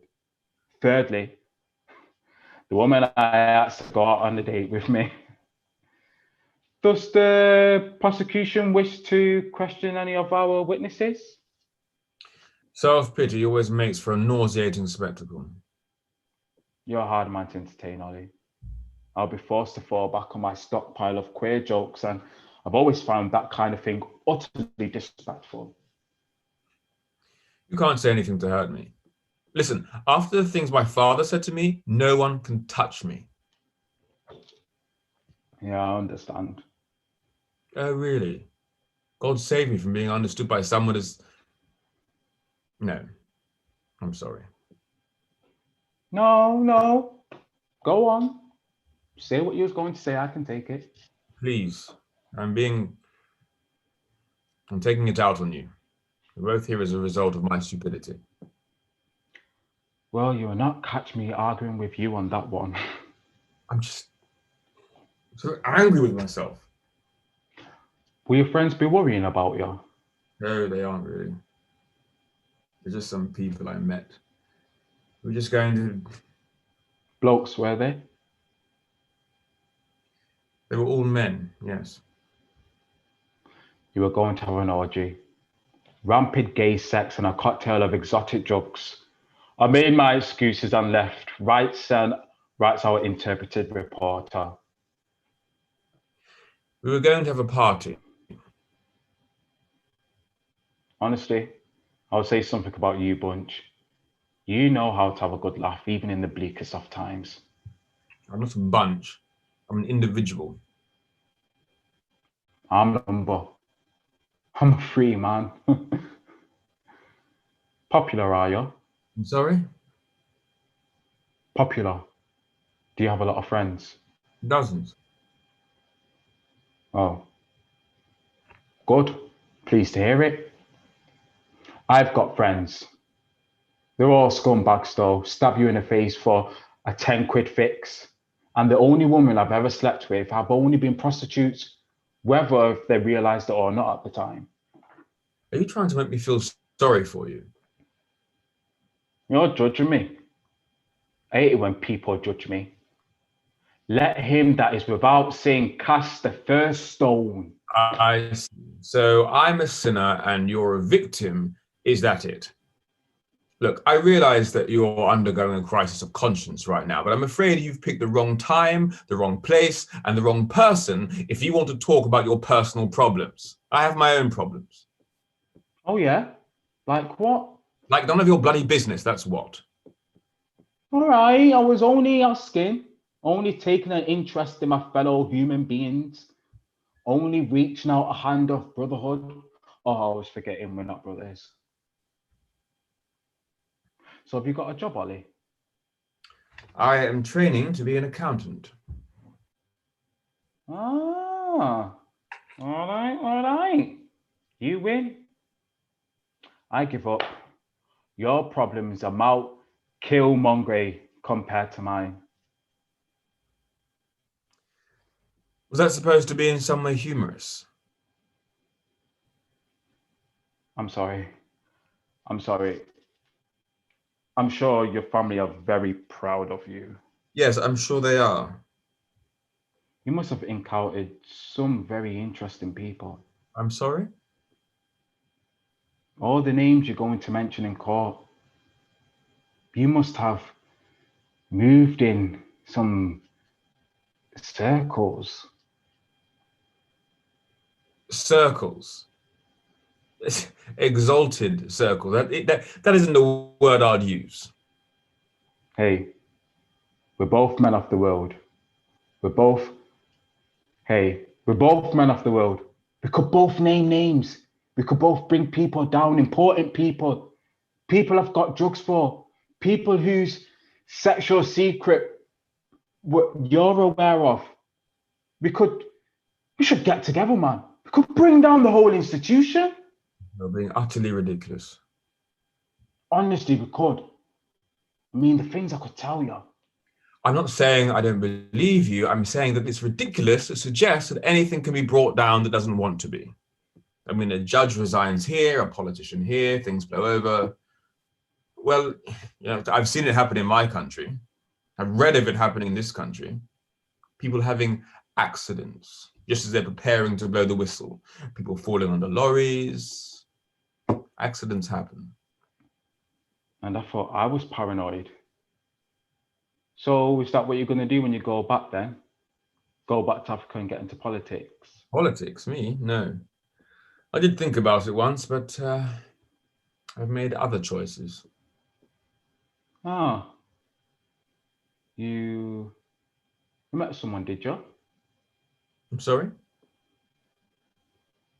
You met someone special who makes you feel good about what you are. Sorry, who you are. What happened? Did he break your heart? He broke my heart, I broke his nose. Seemed like a fair deal. I thought I'd met someone, but it turned out I hadn't. And then it happened again, and it just hurt even more. Still, we've all got our own shit to deal with, haven't we? And we all deal with it differently. Oh, and by the way, I'm not a drug addict. I never said you were. I mean, I'm a user.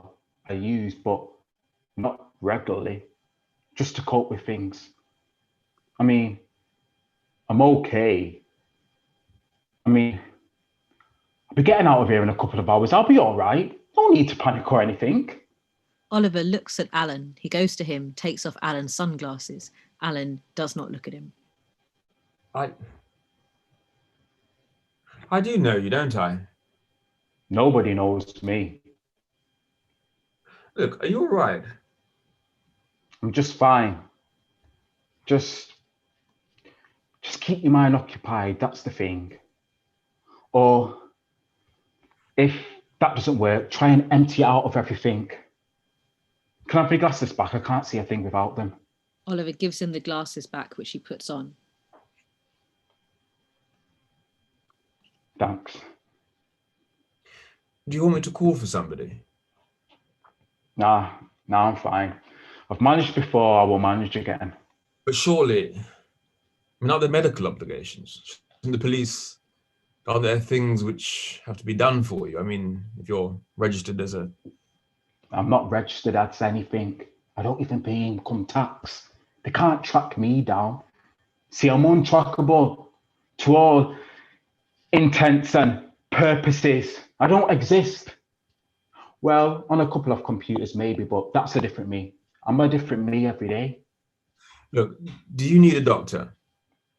Nobody needs doctors. Just think wholesome thoughts and eat lots of roughage and oily fish. Is she nice? What? Is who nice? Your lawyer, describe her to me. I don't. She's youngish, white, South African, went to Cambridge. Not that kind of stuff. What does she look like? I don't. She looks like a vaguely attractive female. I think you're overplaying this gay thing, man. I don't know what you mean. You're just being silly. I know a good-looking man when I see one. Doesn't mean I want to get down and dirty with him. I don't look at people in that way. Really? I really think you need a doctor. Is she blonde? I've never understood this thing about blondes. Hey, is it true that in Africa, at the sight of golden-haired female, all men fall to their knees in worship? Absurd. Just checking. Has she got a good bum? You can't whack a good set of buns. I don't care about her. All I care about is that she does her job and gets me the hell out of this infernal place. All right, be like that then. Just when we was getting pally. Look, are you going to be all right? You mean, am I going to go gaga? Am I going to run head first into the ceiling? Am I going to rip your lungs out with my bare hands? Wish I had the strength. I should shout for someone. They'll get a doctor. Oh, don't worry about me, Ollie. I'm fine. When my lawyer comes, he will sort everything out. He's a good sorter out, my lawyer, when he's got his head together. Trouble is, he likes to enjoy himself, bit of a party animal. Why he's probably off his face and I've got her even as I speak. I cite Dionysus as my Lobo Prescendent, Roman god of wine and untruly behavior, you know. Or was he Greek? Greek. The Roman equivalent was Bacchus. Ah, classical education. You just can't keep it to yourself, can ya? Look, when was the last time? Are you having withdrawal symptoms? Withdrawal symptoms. Only junkies get withdrawal symptoms. I'm just trying to pass time. Does she wear suits? Who wears suits? Your lawyer. I like the look of a woman in a suit. Does she wear tights?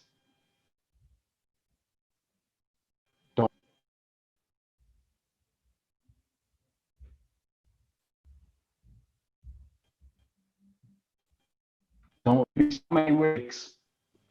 You're at the height of passion, reaching a crucial moment, and all of a sudden a hairdo comes off in your hand.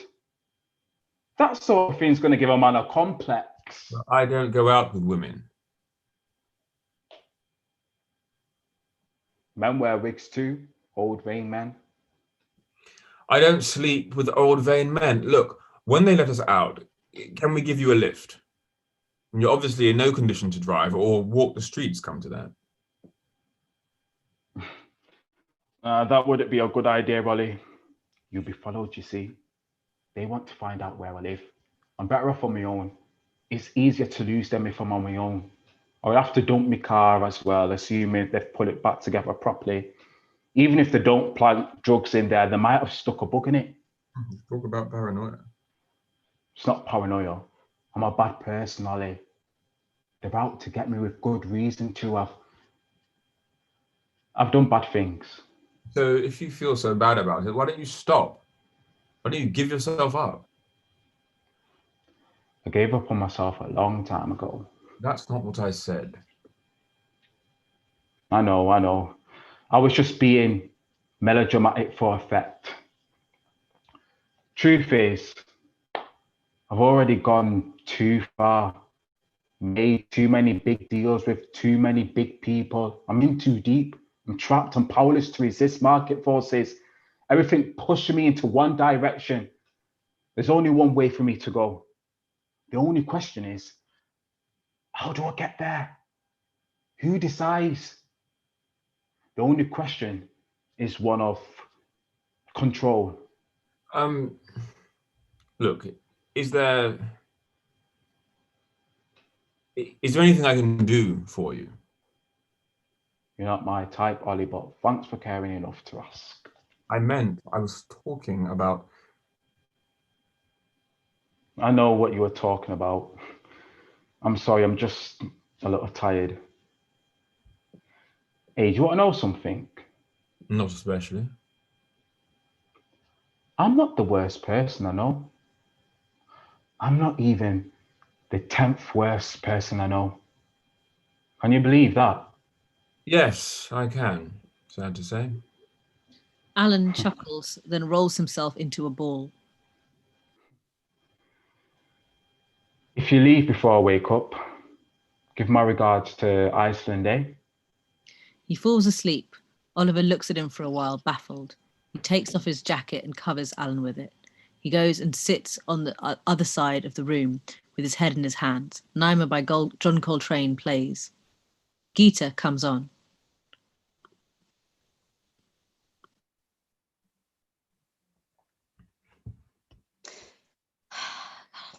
Trying to think what I was doing 5 years ago.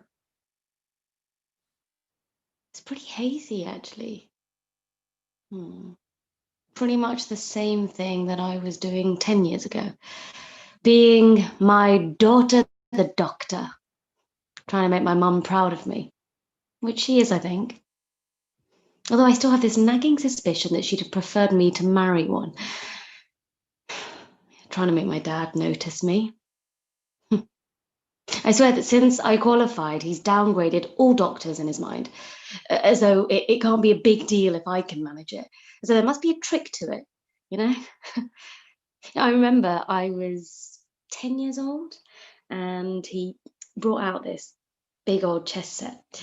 Here is a game that India has given to the world, explaining about all the pieces, the dispensable foot soldier pawn, the devious knight, the all-powerful queen. Except we'd already done it all in school the year before, and I checkmated him within 15 minutes. First game we played. You've got the knack. Very good. I was delighted. Something we could do together, you know? Funnily enough, we never got around to that second game. Made a bigger fuss when my little brother passed his driving test than he did when I got my results of my finals. Still, my mental health's been a lot better since I stopped worrying about that kind of thing. There comes a time in everybody's life when you have to say to those who would belittle you, "You're up your ass." Pardon my French. Not that he doesn't love me. I'm sure he does. In his way. It's just, I get the feeling he's frightened of the idea that I'm cleverer than him. Not that I am, you know, not really. He built up a good business, you know, ethnic fabrics, and that's not easy. But I should visit them more often. It's not far. It's just, you know, I used to find it so irritating when they went on at me for not giving them grandchildren. But now that my brother's provided them with 3, I find it irritating that they hardly bring the subject up at all. They think I'm a lost cause. I think I disagree with them. I think I agree with them. 10 years ago, I was still hopeful, despite everything. A fresh-faced, bright-eyed medical student, combining optimism with spiritual torment in that way that only the young can. 5 years later, I was still bright-eyed, but that was mostly down to the amphetamines, you know, standard issue for your much dumped upon junior hospital doctor. Was I going out with anybody? Yes, when I could find a 10-minute window in my schedule. Now that would have been the anaesthetist who used to shout out bitch and whore and slut when we used to have sex. Well, and the C word, which I swore to my mother I'd never say out loud, no matter how much he begged of me. So this was before the one who wanted me to have a boob job and after the one who could only achieve an erection if we were in a linen cupboard. Something to do with the smell, I think. Yeah, that warm, crisp, washing, powdery smell. I'm much better off out of it. But things are better now. Little house all to myself, a waterbed, a 29-inch television, a freezer packed full of food, scenic bike ride to work, and, on average, only 2 deaths a week, which I've discovered is my limit when it comes to allowing yourself to feel the pain, but not letting it destroy you. But other people's pain, well, that's always going to be a problem. Like when I walked into Oliver's room and saw Alan standing there, staring at his bed, pretending he hadn't noticed me. Scene 4. The private hospital room, as in scene 1, is revealed. Oliver's bed this time is empty. Alan stands staring at it. Geeta turns to him. Mr. Mackenzie. It's raining out. I know, I've had to wear my waterproofs. Time of year. It rained a lot this time last year. I remember. I was quite relieved. I was ill, you see. I was relieved that I didn't have to go out. I was glad that I had people to go out for me. By the time it got warm, I was better, healthier. This time next year, well, one never knows, does one? No, one never knows. I went to a football match on Saturday. Really? I figured I might as well. I had to get out of the house anyway. The looks I was getting. Never been to an actual professional game before. I used to ask my dad to take me when I was little, and he used to tell me to bugger off. He didn't do a lot of that over on the weekend. Something to do with me bank balance, I venture to suggest. Not a great match though, must be said. Nobody famous or anything. The curse of lower divisions. And it didn't seem natural without the commentary. Still, it was good to feel part of something, even if it was something I wasn't greatly enthusiastic about. I don't expect I'll get that chance again. I prefer rugby myself. You're brought up on it around here, whether you like it or not. I had a laugh on the train down. Really? All these men in suits looking me up and down over the rims in their designer glasses, wondering if there's been some administrative error. Travelling first class, eh? I'll have to try it someday. You absolutely must. The seats are comfy enough. Mind you, the coffee tastes like piss, even if it's loving cultivated piss off the Tuscan virgins who've never drunk anything but the purest spring water and have never eaten anything other than that posh bread that they make with olive oil. So when did it happen? Saturday night. I tried to get in touch with you. You can't have tried very hard. I phoned the only number we had for you. Must have been your sister that answered. She said she didn't know where you were. Our priority was his family. Saturday night, I was out, people watching, no girl watching, drinking. Actually enjoyed myself. Did you?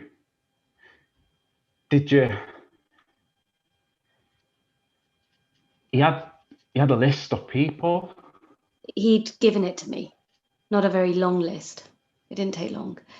You were the only one we couldn't contact. But then, well, we knew we were going to see you. Was it?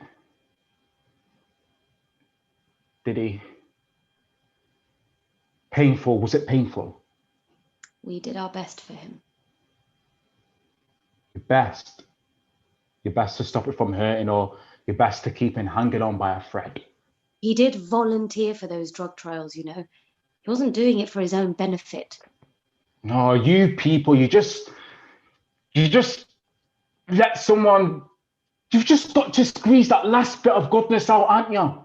Well, at least he had some goodness in him. I see, all right, Geeta.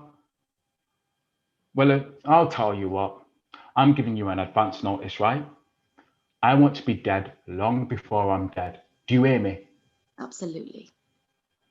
You keep that shit Morgan away from me. I don't want to catch the merest whiff of his cologne. Do I make myself clear? Abundantly. I'm serious. I know you're serious. Don't worry, I'd be the very last person. Unnecessarily prolong of my life. I'm so sorry. I didn't mean to say that. You didn't. You hadn't answered my question yet. Was he in pain? No, he wasn't. Not right at the end. Good. I'm glad you were there for him. Yes, well, only doing my job. I suppose you must be used to it by now. Yes, I suppose I must. Look, sit down, you must be shattered. I'll stand if you don't mind. Stretch my legs for a bit. Is he? Oliver's body? They collected it last night.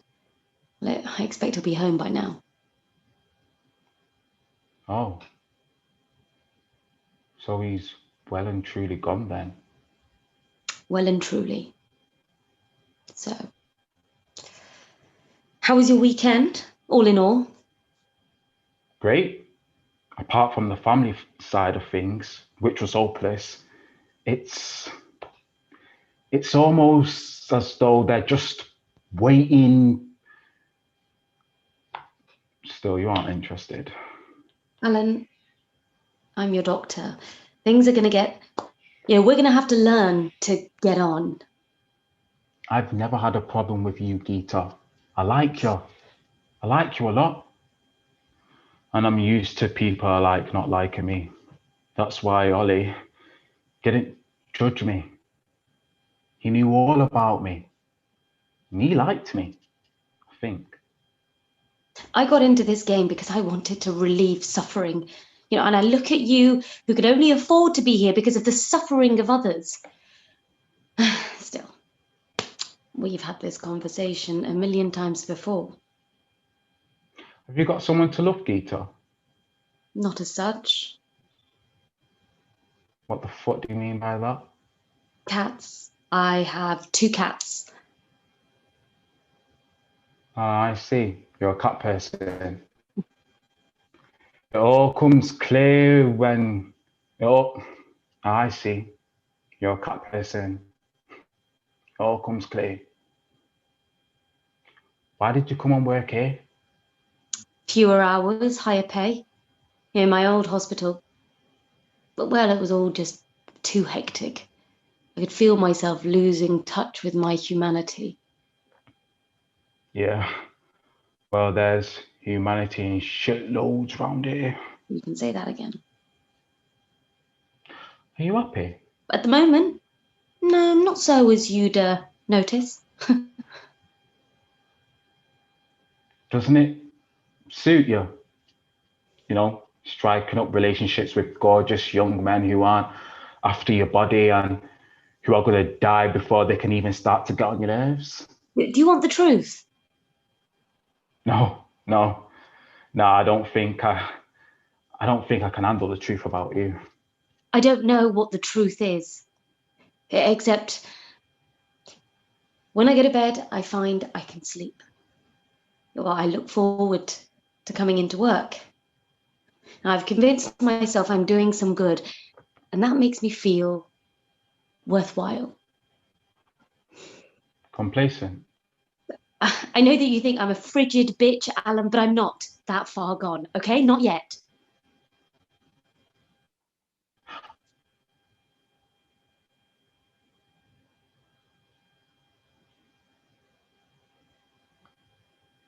I know you think Are I'm you a frigid... lesbian?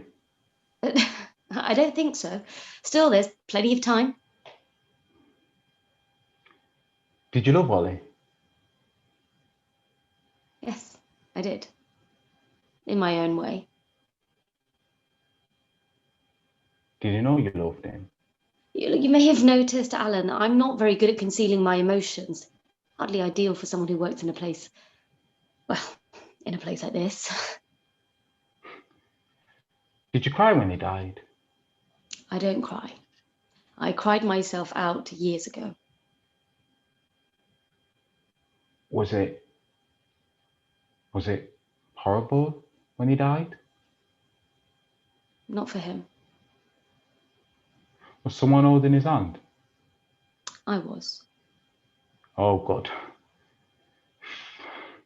If I'd have been here, would you have let me hold his hand if that's what he would ask you to?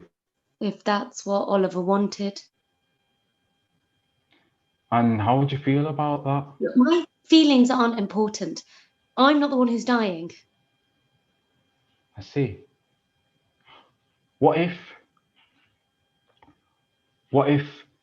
I asked you to hold my hand when my turn came? Would you do it? Of course. Why? Why not? Like, it doesn't cost me anything. Yeah. You really hate me, don't you? I hate what you exemplify. I've seen what drugs do to people, Alan. To families, to communities, to individuals, friends. Yeah, well, I've seen what years of poverty, neglect, enforced ignorance have done to families, community, friends, but no, you're not going to get me making excuses for myself, Geeta. Good, because your excuses are exceedingly lame and exceedingly boring.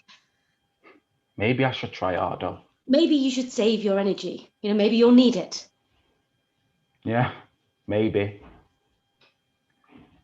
Who collected Oliver's body? Somebody from his father's company. Not his sister, if that's what you're wondering. I liked his sister. Yes, he told me. He said you liked her breasts. What I could see of them. She seemed like a good person as well. I don't meet many good people. You do surprise me. You talked about me then. Talked about you. You and Oliver. You talked about me. Well, when there was nothing more interesting to talk about. What did he say about me? He told me how much he lusted after your body. But seriously. He told me he felt sorry for you. I told him not to. I told him that you'd made your own choices. He told me to consider what your life would have been like if you'd made other choices. What did you come up with? Not a lot. He reminded me of something I already knew. That we aren't the only ones who make choices about our lives. And I reminded him, we're all in the gutter. But some of us are looking up at the stars. And he laughed.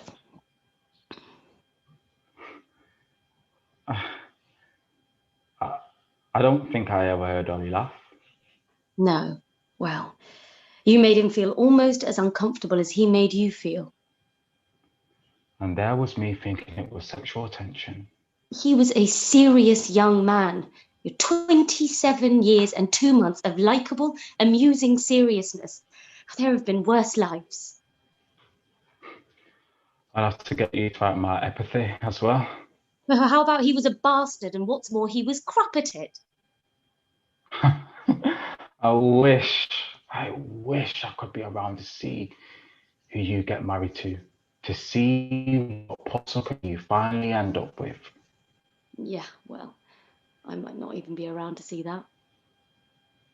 You'd do all right. People like you always do. People like me. People who already have everything. Look at you. Beautiful, intelligent, well off from a solid background, middle class family. You'll do all right. We aren't middle class. We're trade. There's a difference. Doesn't hurt though, does it? Bit of money behind you, bit of confidence, posh accent. Yes, well, that's more to do with the fact that my mother scarcely ever let me out of the house till I went to primary school. Overprotective. I learned to speak English from listening to Radio 4. And as for confidence, well, I'm glad I've succeeded in fooling you.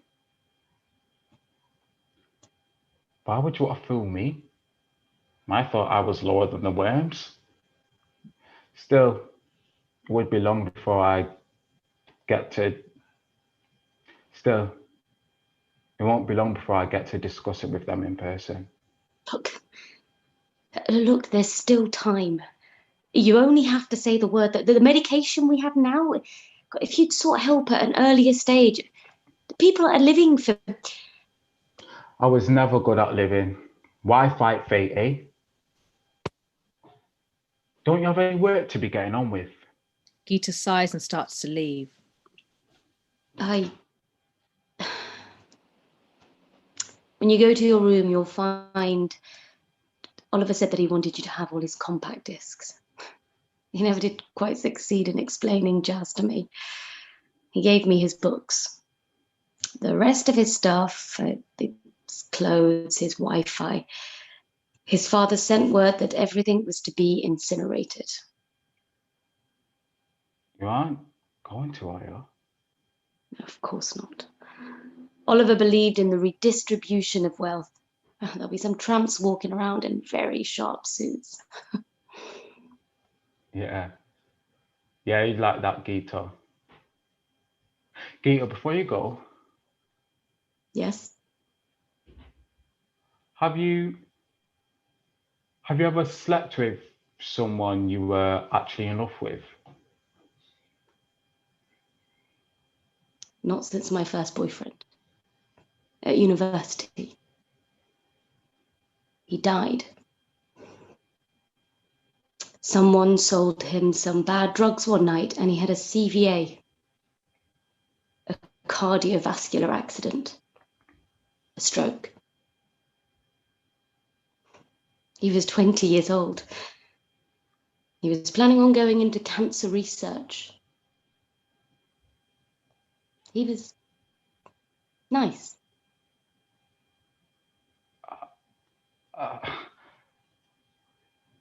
I didn't know about that. Well, now you do. Oh. I'm sorry if that's any use to you. None whatsoever. Oh well.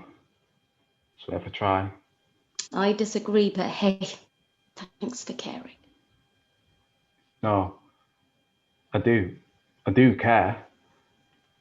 I mean, I know what it's like not having anyone. Gita goes up to him and touches his face. You know what you are, Mackenzie? You're a fucking wreck. She briefly kisses him on the lips. What did I do to deserve that? Nothing to do with me. It was from Oliver. His dying wish. Well, one of them. Hey, look, now, don't hang about in here. There's somebody else moving in this afternoon. They'll be frightened enough as it is without having to cope with your ugly mug on top of everything else. She exits. Alan sighs. A kiss. A patronising one. A pity one. But still a kiss. Makes a change for being kissed for avarice. He goes to a chair and sits painfully. Shall I sit down? Don't know if I'm good enough to even get up again. Look at it. Nothing left of you. Stripped clean, ready for the next poor bastard. Another pasty-faced posh bird, another fucking old English queen. Looking at me like I'm from another planet. Which I might as well have been. He puts his head in his hands. Oliver enters quietly, stands looking at him. He is wearing his family's tribal dress. Alan does not see him or respond to him when he speaks. Typical. Typical. Nothing less than I might have expected. I can't leave you alone for a second, can I, without you falling to pieces? No, I'm hopeless. Can't cry. Just like Gita. Except she can't cry because she's strong. Me. I can't spare my essential fluids. Don't worry, Oliver. I'm crying inside. No, don't overexert yourself on my behalf. It's going to be difficult. I mean, it was always going to be difficult, but at least since I came here, at least I had someone to talk to. Really, self. Do you want to hear something really tragic? They haven't collected my body yet. From the airport. I'm in refrigerated storage. What do you think of that? Like a side of beef. Most undignified. I've never been able to make good friends. Nobody wanted to know me until I had something concrete to give. Perhaps I wasn't worth knowing, but I feel I could reel off a name of a dozen of complete worthless people who have got friends, who have got love. Why did every single conversation of ours eventually turn out to be about you? It's not as if you're particularly interesting. I remember when my dad used to hit me when I hadn't even done anything. It's not fair, I'd say. The world isn't fair, he would say, as his excuse to the world. Well, my father used to beat me as well. I mean, that's what fathers do. I saw him this weekend. He looked at me like I was dirt. I wish I kicked his face in when I had the strength. I'd heartily recommend it. A couple of lefts to the chin and a right hook. He dropped like a sack of yams. Do you know what he called me? An abomination. Because that's what it says in the Bible. Of course, it also says you should love your enemies, forgive the perceived sins of others, and judge not, that we not be judged. But why would one get bogged down with petty details? I've always had too much respect. That was my problem. I always figured that grown-ups knew best. My parents, school, the police. So when I finally discovered that they were capable of lying and cheating and causing pain for no good reason, it hit me hard. Until I realized how piss easy it was to get them back.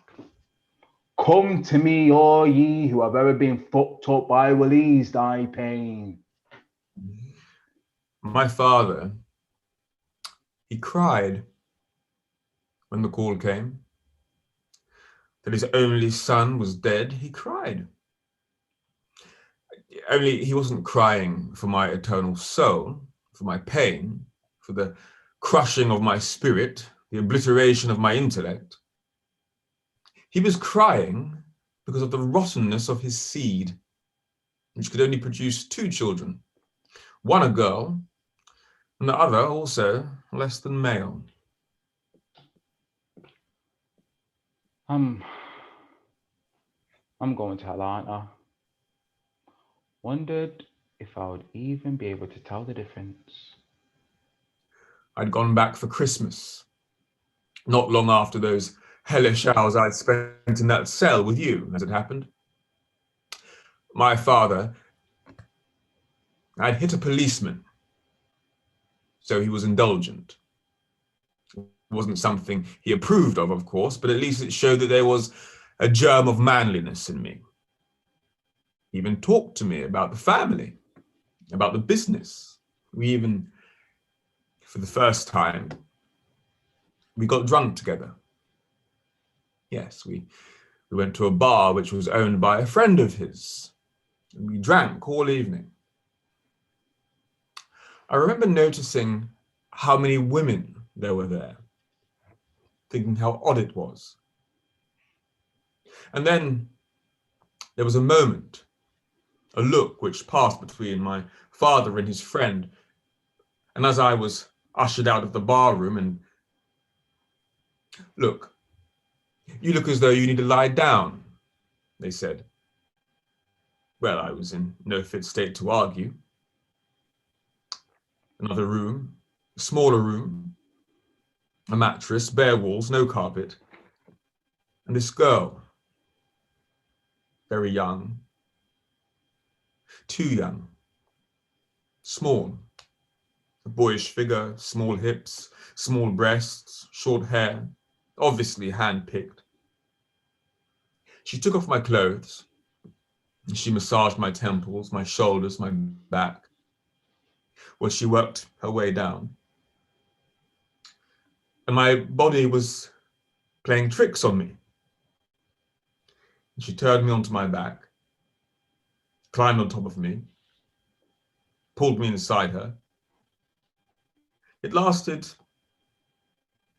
a very long time, I seem to recall, through the mist. I mean, she didn't mind this, I could tell.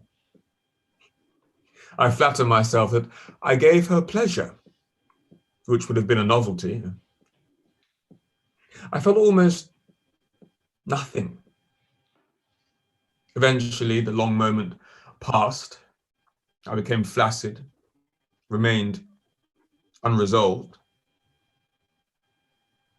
It was only as she was dressing that I began to feel resentful,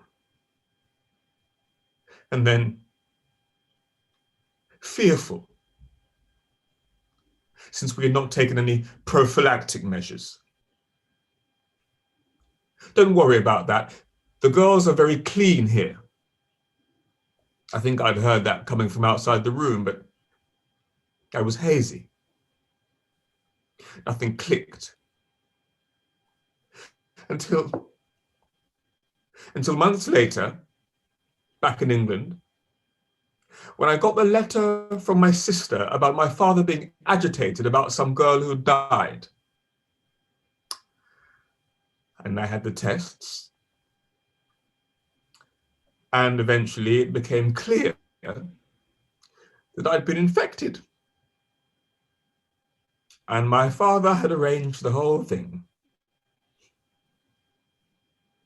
Something poetic in that, I think. I wonder what your funeral's going to be like. A quiet, shamefaced affair. Your sister, she'll cry. She cried when she was here, and you were looking relatively healthy then. She looks pretty when she cries. She cries easily, my sister. She's crying now. My sister won't cry when I go. None of them will. Still, at least I know they'll turn up to the church. Quite a few people will, matter of fact. Give the public what they want, as the saying goes. Of course, the police will be there too, to see who they can pick up or make a note of and pick up at a later date. I've arranged everything, you see. The big day. The funeral, the party, the reading of the will. I've made sure everybody knows I've made a will. Took a lot of care of it. I think my lawyers will have a good laugh. I have nothing to leave anyone.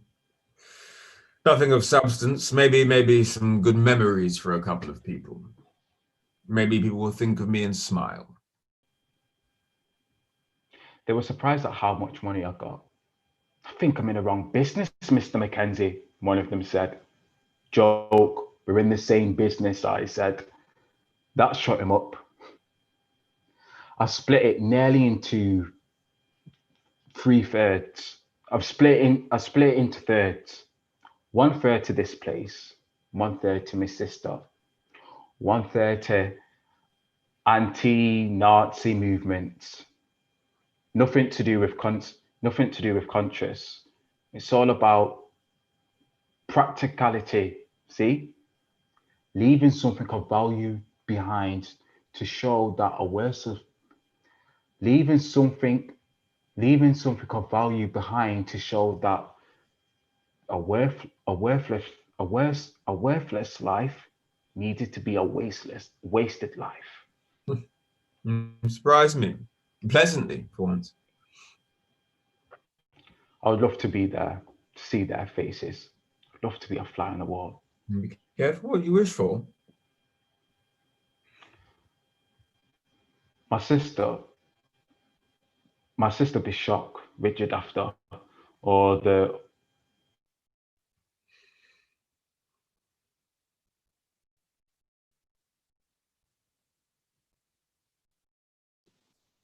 Sorry, everyone, we seem to have lost Akil. Let's see if we get him back. Let's just wait for a couple of seconds.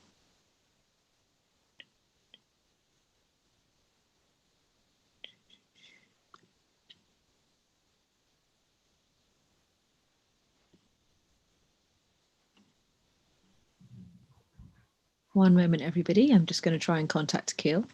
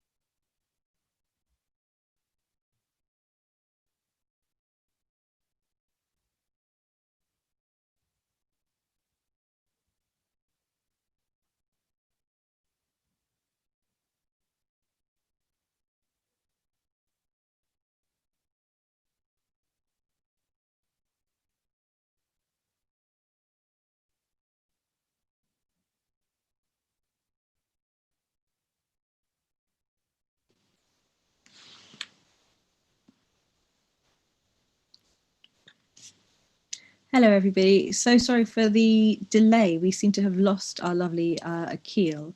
Luckily, Danita has really kindly agreed to read the last 6 pages of the show. So Danita, who you previously knew as Geeta Mukherjee, will now be playing Alan Mackenzie for the rest of the piece. We will go, just so that you both know, lovely people, we'll go from the top of page 247, which is Oliver's line, "Be careful what you wish for." Danita, thank you very much. Be careful what you wish for. My sister will be shocked rigid after all the ugly words that have passed between us over the years. But I love her, you see. That's if I can love anyone.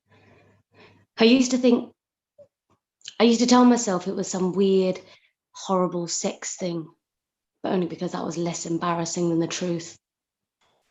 You working class people. You working class people. Hours of amusement. Akil, do you want to take over?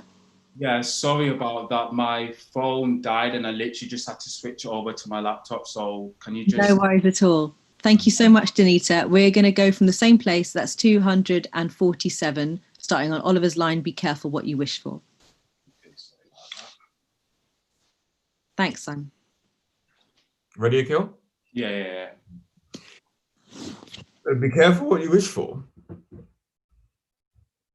My sister, she'll be shocked, rigid, after all the ugly words we've passed between each other over the years. But I love it, you see. If that's what it is, if I can love anyone, I used to tell myself it was some weird, horrible sex thing, but only because that was less embarrassing than the truth. You working class people. Hours of amusement. I'm just trying to buy her forgiveness, of course. I could never look her in the eye and do it, actually. I could never look in her eye, full stop. Frightened of all the pain there, things I've done, things our parents have done, things men have done. People never get what they do. People never get what they deserve. She deserves someone who's going to treat her like a lady instead of a raw, or a punch bag, or a baby machine. You should have met my sister, Ollie. Not that you would have liked her, not at first. Very absurd, my sister, but once you've got her trust, that was always a trouble, you see.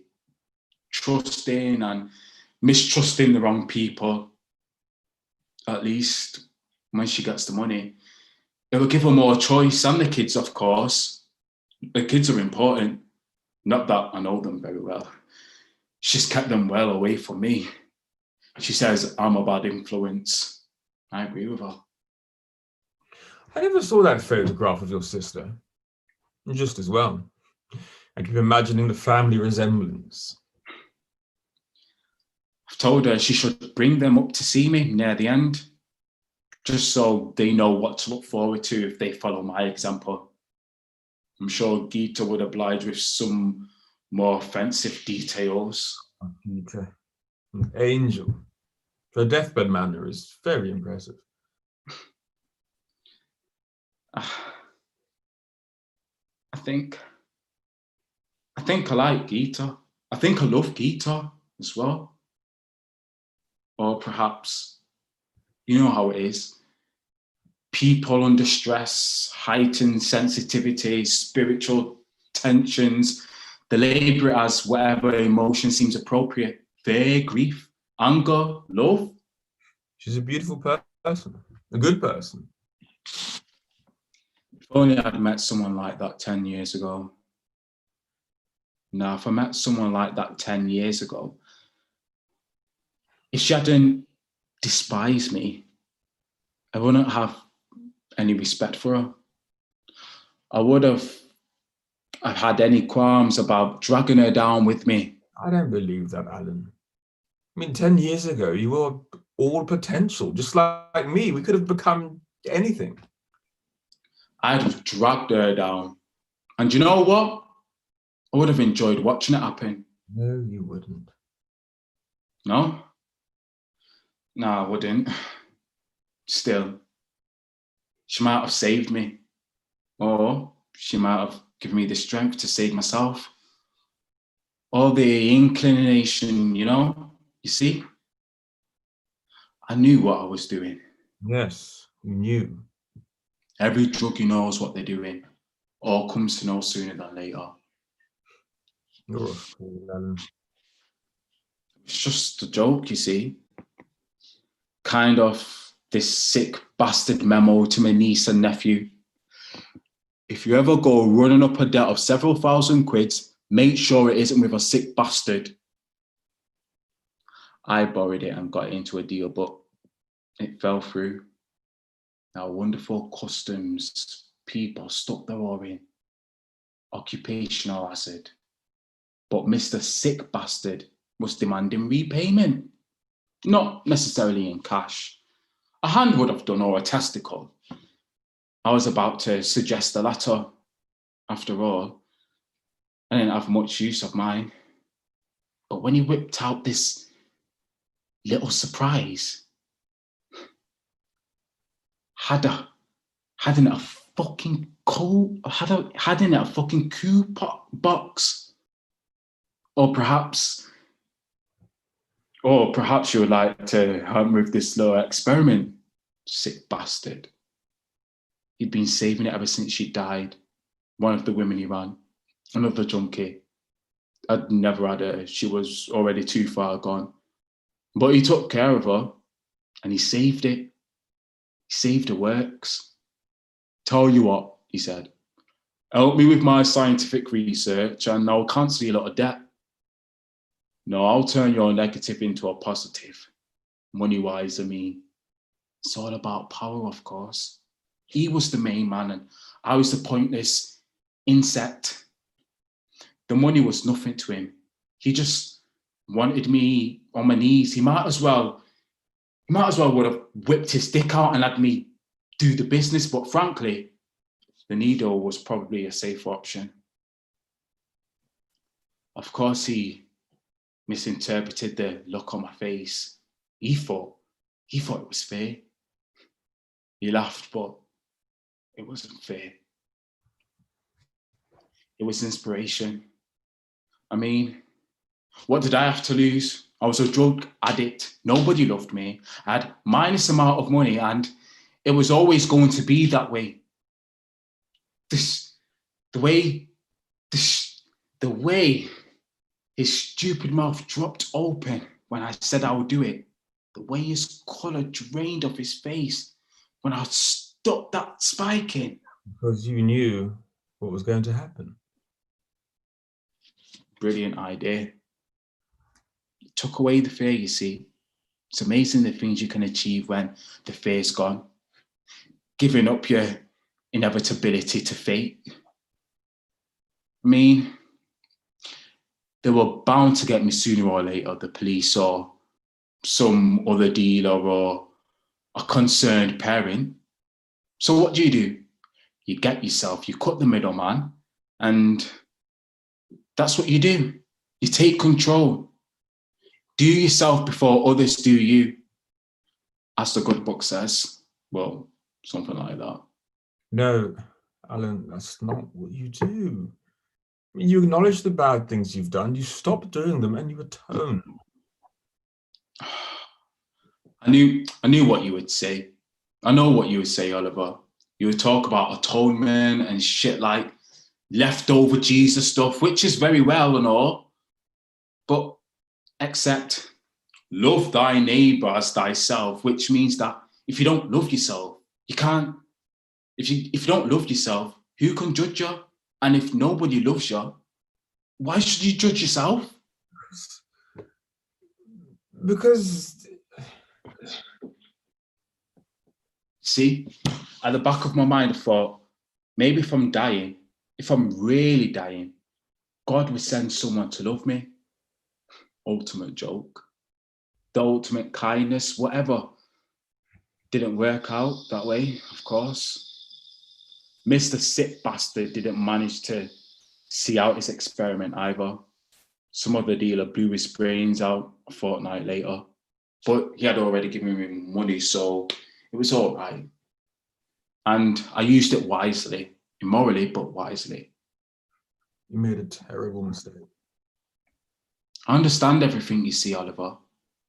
I understand everything in my life. I figured out the awful truth about myself. I figured out why I didn't feel worse about things I did. Why I didn't feel guilty about being a traitor. It's like in the Bible. Did you ever think what would have happened if Judas didn't betray Christ? Nothing. Nothing would have happened, you see. Some people have to be bad in order that others can be seen as good. Some people have to make terrible mistakes in order that others can learn from these mistakes. Some people have to remain unloved so that those who are loved can look and learn and appreciate what they have. This is the truth. The truth shall set me free. Alan to his feet, walks. Oliver shakes his head sadly. That's the most ridiculous thing I've ever heard. Anyway, let's go check out my new CD collection. Make the most of it while I've got the chance. Starts to leave. You're an idiot. A fool, an imbecile. When you've got shit for brains, you know nothing, you deserve nothing, you are nothing. Alan stops, chuckles, and looks around the room. I can almost hear you now, Ollie. That annoying habit you had, telling me things I already knew. You are an appalling person. Accept it. Accept. It was too late then, and it's definitely too late now. He starts to leave. Oliver blocks his path. Alan stops dead, not knowing quite why. You don't really think you're going to be allowed to get away with this crap, do you? No. Of course you don't. I mean, there's still time, you know. Time for you to save yourself. I mean, you do know what you have to do, don't you? Don't you? Mind you, though, maybe there is time. Time to make Gita love me. That's the thing. That's the thing I want most in the world. You see, it was easier for her to love you. You were on the same wavelength, you know, all that university shit, plus you weren't exactly a threat. Not literally anyway, but me, I'm a entirely different proposition. Yeah, that's it. I'm damned if I'm going to die alone inside. I'm going to make her love me. Yeah. So when I'm slipping away and she's holding my hand, there'll be real tears in her eyes. Real loving tears. Yeah. Yeah, how's that for a final challenge, eh? How's that for the labours of Hercules? I'll make you so proud of me, Ollie, old son. You'll see. He leaves. Yes, well. Let's start. He smiles to himself.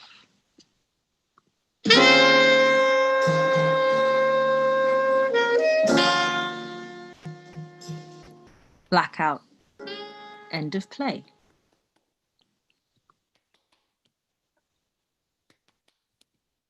Eventually, I'm going to figure out how to clap and get on screen at the same time. Diolch yn fawr. Thank you so much, all of you. Can I ask you to appear again so that those of us at home can actually applaud you? I am so sorry about the issue I had. I'm so sorry. No, it's brilliant. We keep telling them this is happening live, and now they will genuinely believe us that it's all live theatre. No, but still, that just shouldn't have happened. And No, it's fine. It happens. This is the nature of our lives at the moment. And thank you for getting back on board. And thank you, Tanita, for covering.